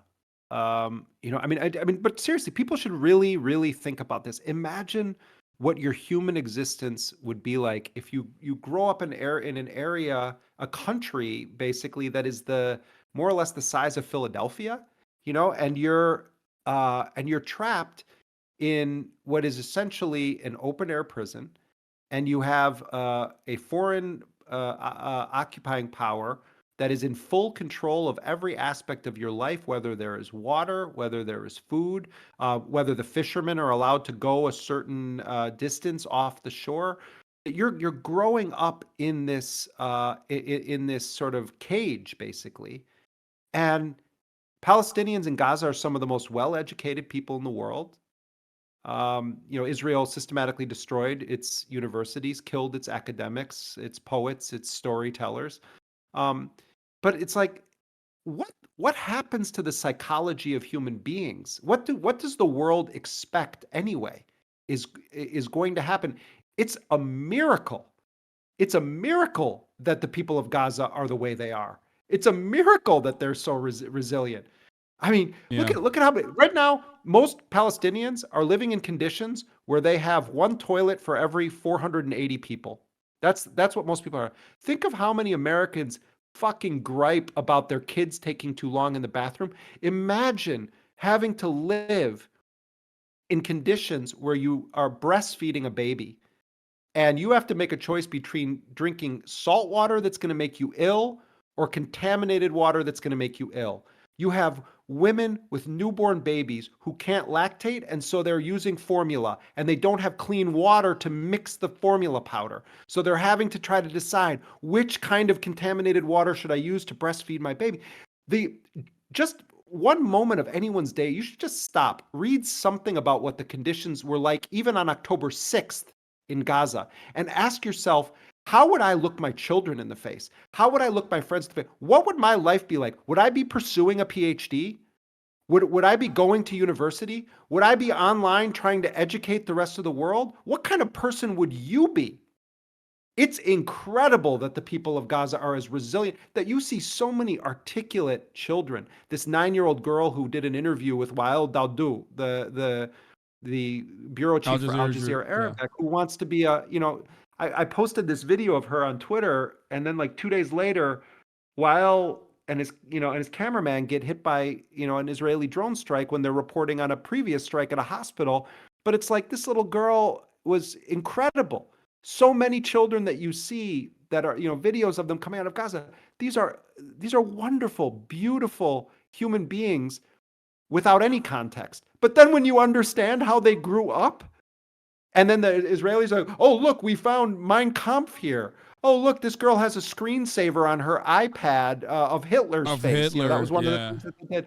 And it's like, what's next to Trump's bed? Trump had wasn't it Trump's, one of his family members said Trump had Mein Kampf next to his bed? I mean, But it's again, like, it's just so ridiculous and so obviously propaganda.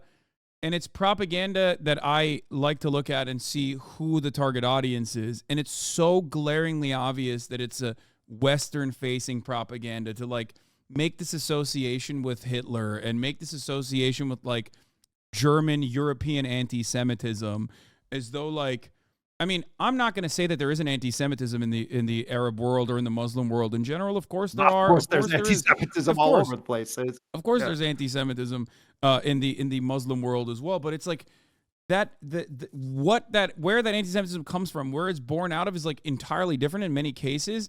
And I think the only reason why you would try to make that argument is specifically to get like the European minds that comprehend it as like, oh, these are bad guys. Like they're bad guys because they like Adolf Hitler, and it's like that's not. I don't think that's the case at all for many Palestinians.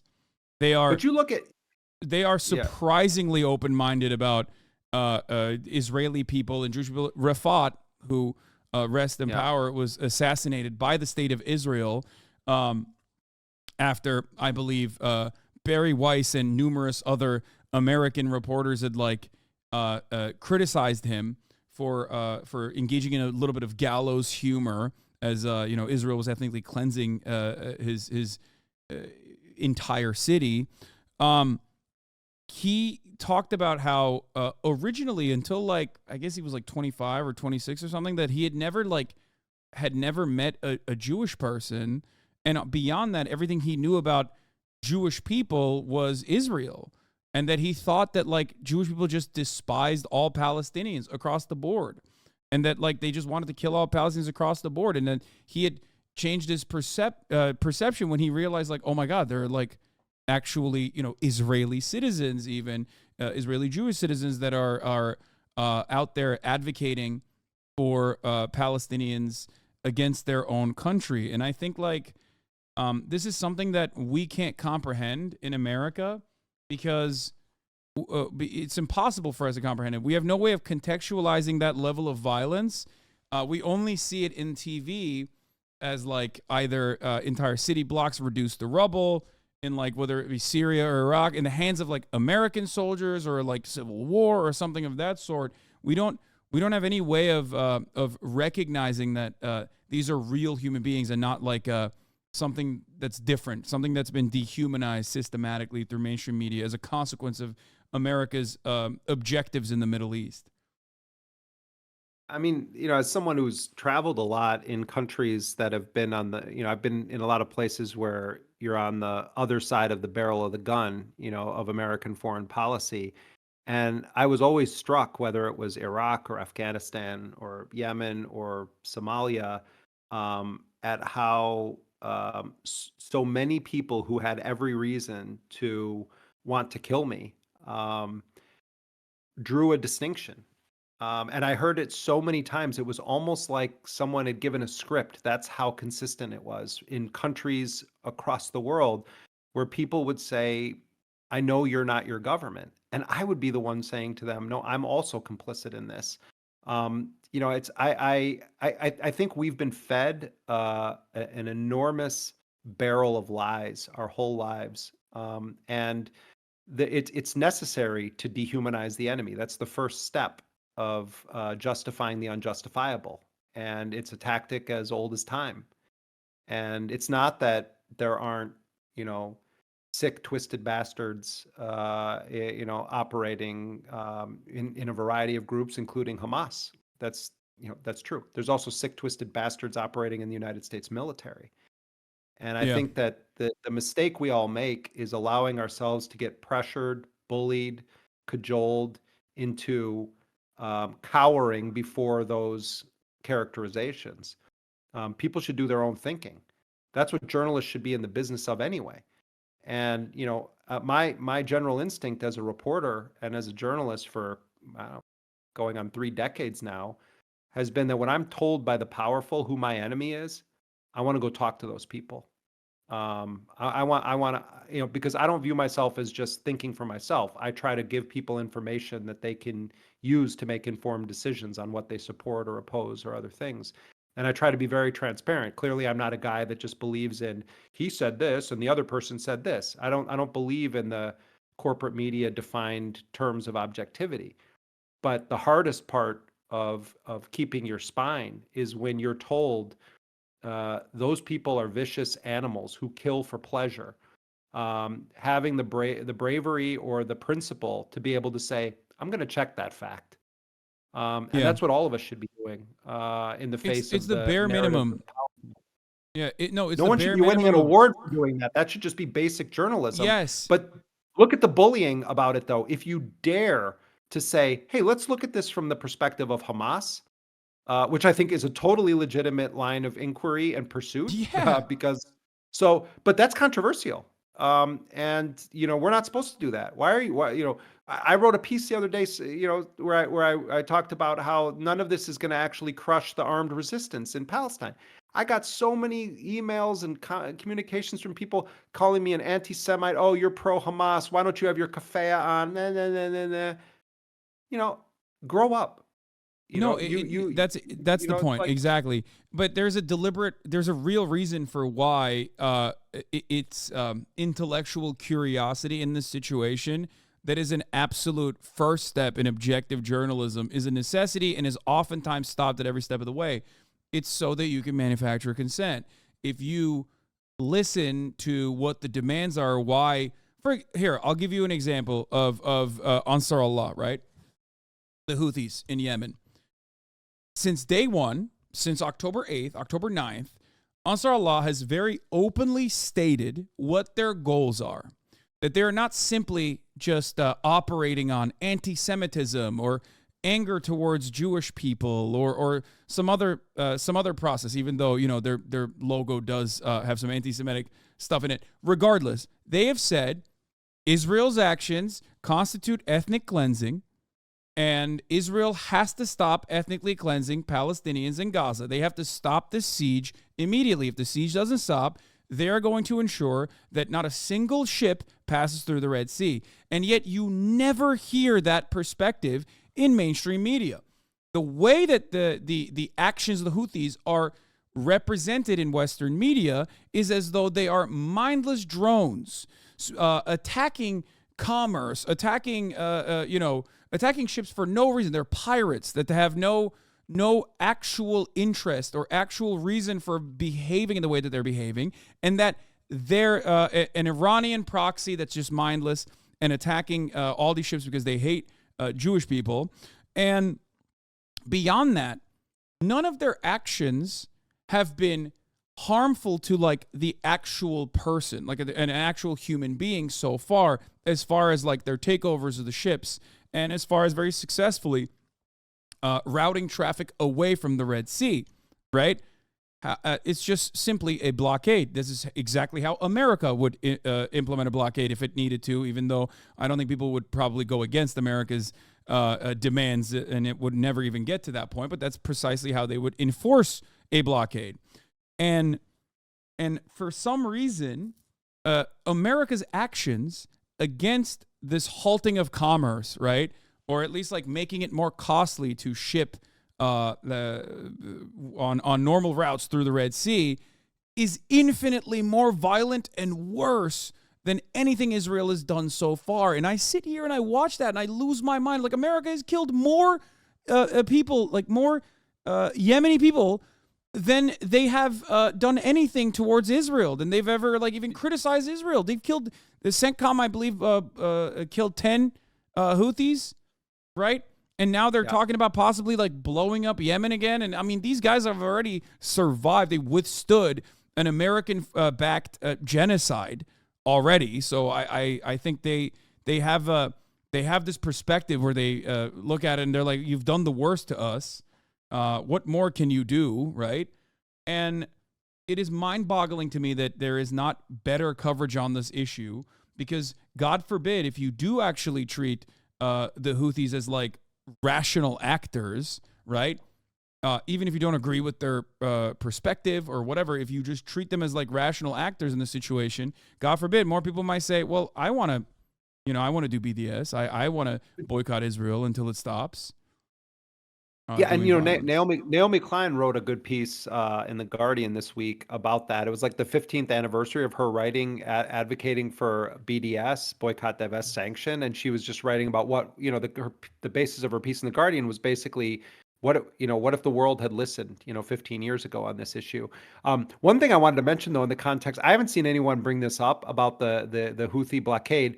Do you remember back in 2010 when these peace activists organized a humanitarian flotilla to try to break the siege of Gaza? Yeah. So I think it's a really irrelevant. I think it's a very relevant point to raise in the context of this. How did Israel respond to an effort to affect the waters around Gaza when peace activists bringing in humanitarian supplies? Largely, it was a symbolic gesture to try to break the blockade of Gaza. The Israelis storm the ship and they end up killing 9 people. Israeli commandos go onto the ship and they end up killing 9 people. They didn't find a single weapon on board. They didn't find a single piece of military anything. It was exactly what the activists had said. And you know who the person that then in the United States deploys to meet the press and other shows to defend Israel's killing of these activists? It was Joe Biden at the time who did that. And it's like, what the Yemenis are doing with this blockade is an incredibly creative response for a largely powerless state. Yemen doesn't have the capacity to fight Israel militarily. It doesn't, although Yemenis sent more people to fight the jihad in Afghanistan against the Soviet Union than any other country in the Arab world. I mean, Yemen is off the charts surreal country. It's one of the most amazing places I've ever been. I actually love Yemen. It's an incredible country. But what I'm saying is, in the context of all the Arab-Israeli wars, in the context of everything that's taken place since the 1948 Nakba and the beginning of all of this for the Palestinians, you've just had failure after failure after failure to defend the Palestinian people. And the solidarity has been utterly lacking, particularly from Arab states. For Yemen, regardless of what anyone thinks of the Houthis, about any of that, but for Yemen in particular, to have found some creative intervention to participate in this is an extraordinary piece of history that we're watching unfold. And the fact that that tiny nation has caused the Goliaths of the world to deploy to surround Yemen, it's extraordinary. Yeah. I mean, it's an extraordinary thing that is happening. And the reaction of the United States and Britain and all of these other powerful nations, it's something to behold. It actually shows a great fear on the part of the empire rather than, anything it says about Yemen. It's really extraordinary thing that we're watching. Absolutely. Beyond that, speaking of Mavi Marmara, are you and I gonna just have this we're gonna do like a 3-hour show together or something? We're gonna no, I'm gonna let you go after this. Co-host here? No, I'm just no. I'm sorry. I know we were supposed to have this for a 1-hour conversation, but you've been here for 50 extra minutes since then, and I want to keep you. I'm sure you got a lot of. I'm sure you got like the German police to evade for all of the anti-Semitism that you demonstrated. I'm hoping that they're not watching Twitch here. Yeah. I said that my parents were big fans of your show, and I put that on Twitter. And do you know how many people are accusing me of lying? And as though I would lie about my parents watching Hasan, the Hun, Hasanabi. Okay, Twitch I'm TV. gonna be honest. I also thought you were joking when you said that. I mean, maybe they're I watching I now, was but joking, but my mom is watching. But of oh course, yeah, my parents don't watch. I had to yeah, explain to my mom what it yeah. was.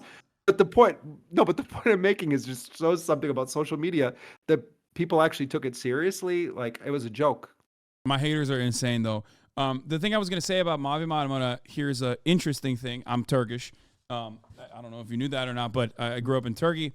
Recep Tayyip Erdogan very famously was super critical of Israel after that, but it's all theatrics.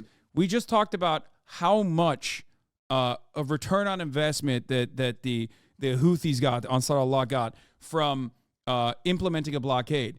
You know which country has so much power to genuinely economically cripple the state of Israel?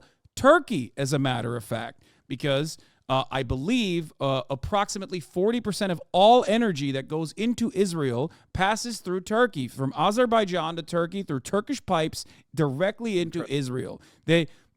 Something along the lines of like 40 to 50, maybe 60% of the steel that Israel uses comes directly from Turkey as well. Recep Tayyip Erdogan's own son was while Recep Tayyip Erdogan is engaging in all this political theater, talking about, Israel, your time is over.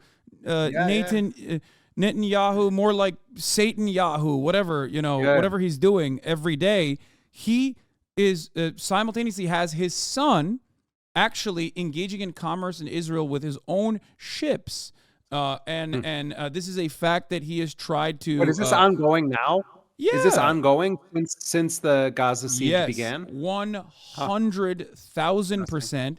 Absolutely. So much so that he tried to forcibly suppress a news story that covered his son's dealings with Israel and the shipping deal that his son has with Israel in Turkey, like last couple weeks ago.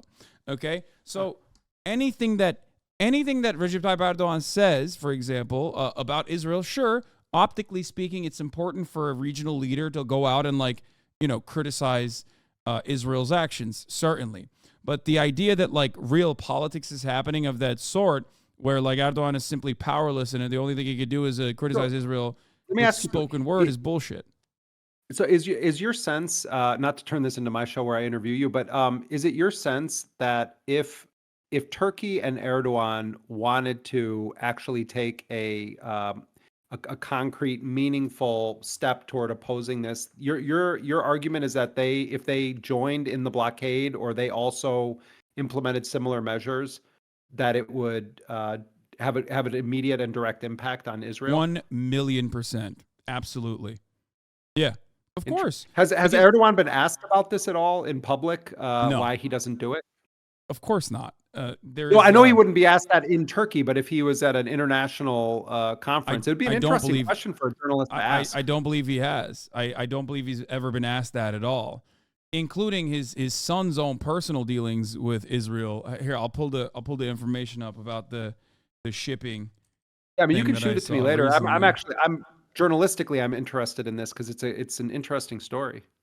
Yeah, this was one of the things that I thought was very interesting, that Turkey has, what the Turkish statements originally. As a matter of fact, there's another interesting political thing here in Turkey, that there's a lot of anti-Arab sentiment in Turkey.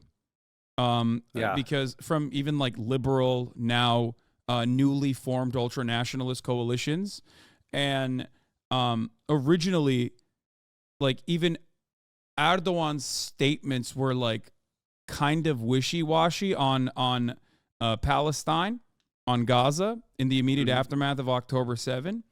And then there was a course correction done in Turkey because of the overwhelming popular support from the population, both ironically from the more Islamist side of the Turkish population, and also even actual leftists, like communists and whatnot, that were you saw flags of the PFLP and DFLP in Turkey alongside the flags of Islamic Jihad being waved at the same time. It was a very weird situation, but ultimately, Erdogan retriangulated his message because he is a populist quite similar to Donald Trump in many ways, and has Yeah, been I wanna super I critical of wanna Israel. it's really, I mean, it's really interesting because I have a kind of sub-interest in sort of monitoring how various Arab states are approaching this. I thought it was interesting that Saudi Arabia signed on to South Africa's genocide suit Yeah. at the ICJ. When they're not butchering, journalists in their consulate, they're doing the right thing, it appears. But I think it's interesting what's happening in Jordan, what's happening in Lebanon, Egypt, but Turkey, as you're certainly more familiar with than I am. I mean, under Erdogan, there's been a very interesting shift in how Turkey has engaged in East Africa, in Somalia and Oh, in elsewhere. Somalia, yeah. But also the sort of, he fancies himself this sort of bridge between Europe and the Middle East, and I think it's what you're saying is really interesting because that form of hypocrisy is particularly noteworthy when you're going so far in rhetoric as Erdogan has on Netanyahu and his conduct, to the point where some German politicians are suggesting that Erdogan shouldn't even be allowed into Germany anymore because he violated their laws on anti-Semitic speech. That's actually been raised. It's quite interesting to note that he could take what is effectively a non-military response to this that is more akin to sanctions, and is refusing to do so, and that his son is benefiting off of the continuation of these Yeah. routes. I definitely want to look into it. It's a very Well, interesting story. yeah, I mean, but that's just how Turkey operates. Only NATO Yeah, that nation may to be attack true. other That may NATO be true, but nations. yes, that may be Yeah. true, but what's old is new when situations like this Yeah. unfold. I mean, history becomes very relevant in moments like this. Yeah, same with like being the primary creator of the Bayraktars, right? The UAV drones that were shipped to Ukraine while simultaneously cutting energy deals with Russia on the. I mean, Israel itself has done this with respect to Ukraine and Russia as well, because of their own relationship with both of those countries. Yeah, no, Recep Tayyip Erdogan is very famous for being like super aggro when it comes to political theater, while simultaneously conducting his affairs behind closed doors in the same ways that when push comes to shove, when it's material interests, Erdogan is always going to be a loyal servant to Western interests. And that has been proven time and time again. And that is precisely why he is allowed to operate in the way that he wants to in the northern Syrian corridor as a NATO power, because America gives Erdogan the permission to do whatever he wants in the northern Syrian corridor, because I think America ultimately understands that no matter what Erdogan says in public, what he is going to do is still do the bidding of the Western world in many respects. Huh. Interesting, man. I have to hit you up about some more of that and get details on it. It's very, Yeah, very I cool. sent It's you a been couple good being with articles you, on man. See ya. Azerbaijan, which, by the way, of course, Israel gave weapons to when it was operating Yep. in Karabakh. Nagorno-Karabakh. Yeah. Yeah. Um, Okay. all right. Well, that does it for 2 hours. Wait, You can know. you So can you can you explain to me just a couple of very quick things about the lingo of your crowd there? What's this kaya kaya thing? Can you tell me some of this stuff? okay. So Kaya is my dog. She's sleeping right now, so I don't want to wake her up. People But told me not to look those at are your chat, but I peeked at it a little bit. And well. can you just give me like a couple highlights of what goes on? Because mostly I've just been looking at you. So here's how this works. Right next to me, if you go on the stream, if you watch the stream and see the chat, you'll see that there's like emotes, but you don't have the proper programs, like the proper apps, like BTTV and FFZ and stuff, to see those Yeah. emotes. So you just see the code basically. So when you look at it, you probably see Kaya PLS, right? That's actually a dancing puppy, animated dancing puppy. So it's like hieroglyphs. Twitch culture is very interesting. We use a lot of emotes Okay, I got it. basically. I'm looking. So yeah, what you see is probably just the word. What you see probably just the word Kaya PLS, but on my screen and on everybody else's screen, they actually see a dancing Holy puppy. Moses, look at these people. Like, 'okay. Yeah. Well, there's some things I wish I didn't see, but Wow, I'm just looking through your chat here. This is who are Yeah, who like are all these people? like normies think like for example like Pepe the Frog is like an alt-right symbol, but like it has been used in on this side of the internet in a completely apolitical way in perpetuity since the beginning. Wow. No, I'm reading some of the I'm reading some of the comments here, even though I was told not to. And wow, what a hodgepodge of things! Like Yeah. interesting crowd of people you have here. Yeah, I don't mean to do a crash course on this. I've never been on something like this before. Yeah, there's It's currently really interesting. 23,000 people this entire time that's been listening to us talk. Wow, thank you It's like a everyone for stadium full of spending this people. time. I mean, I really for a while just thought it was you and I shooting the shit, but it's wow, it's really interesting. I appreciate the opportunity also to probably talk to a lot of people who never heard of my work or anything like that. Yeah, these guys might be a Yeah, little young to know of some of the no, things. I no, mean, it's that you cool. brought up. Yeah, yeah, but it's all good. I mean, I actually, I talk a lot at universities, and I really, I have a lot of respect for the younger generation. I mean, it's strange when you realize that's not you anymore. When your hair starts to get gray and stuff like that. But I actually, I'm coming up on that. I'm 32, so I'm starting you to you notice that as you well. still I mean, got some time. my beard is starting to gray. Right. Well, you still got some good years in you, but no, but thanks a lot for having me on, and also for all those people for hanging out and yeah, and listening. Okay, before you leave, I want to show you one Yeah. last thing. Okay, I'm going to share Okay. my screen with you for this. This is a Uh-oh. really funny thing that I love. I Is this love. gonna like infect my computer with something? No, no, no, no. Hold on one second. Remember how you talked about? Remember how you talked about like the Israeli government, the IDF, like faking stuff? Yeah, yeah, yeah. You brought up Mavi Marmara, and I didn't know about this Mhm. until recently, but Israel did a classic like, Mavi Marmara are actually they had a bunch of terrorists in the Ghazi flotilla. Why do we know that? Because we intercepted their phone conversations thing back Huh. then as well. And this is what the phone conversation that they supposedly intercepted. This is what it sounded like. Let me see if I can find it. Does chat? Do you guys have it? If you can find it real quickly, I want to show You're you this talking because to it's some really funny. AI thing? It's not an AI thing. No, this is like, I mean, well, this is, before the time of AI, but it is pretty funny because, oh, here it is. Here it is. Here it is. Okay, hold on. And I'm going to share this screen real quick so you can see it. 1 second. The Auschwitz.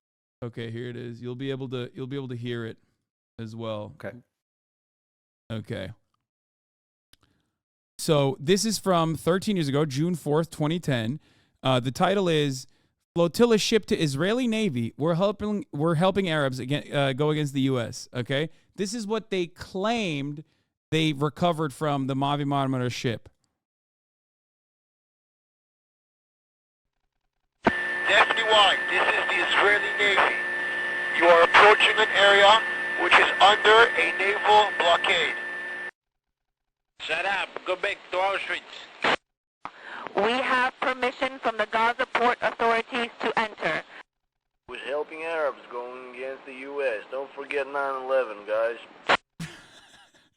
So they claim that on the ship, this is what they said to the Israeli Navy: "We're helping Arabs go against the U.S. Don't forget 9/11, guys." And also don't forget Auschwitz. That was their claim back then. So they've been at this like whole claiming that whoever they end up killing or attacking has been, Nazis for some time now. Old school. Don't know what those accents are. As a Turkish man, I've never heard that kind of accent from a Turkish person before. But that's what they claimed was like good reason as to why they attacked the ship that broke through the blockade. Well, at least they have Jerry Seinfeld. Yeah. Well, yeah, I know. They have Jerry Seinfeld and Michael Rappaport. That's what they've got. Those are the goats. All right. Well, thank you so much for coming on, Jeremy. This was phenomenal. phenomenal opportunity. And I look forward to having you on in the future, hopefully under better circumstances. Yeah, anytime. And thanks again to you and to your whole crew. It sounds like, just from reading the comments, it sounds like you often do a lot of interacting with your community there, which is a cool thing. And Oh, yeah. well, my apologies for sucking up all the time. I'm sure there were a lot of people that No, wanted not at to all. This chat was with you. really, really good. All right, cool. Anytime, man. Happy to right. come back. All right, bye. All right, take care. How do I disconnect? I got it. I'll do it. All right, that was Jeremy Scahill of The Intercept. Ladies and gentlemen, the GOAT, legendary reporter, phenomenal guest.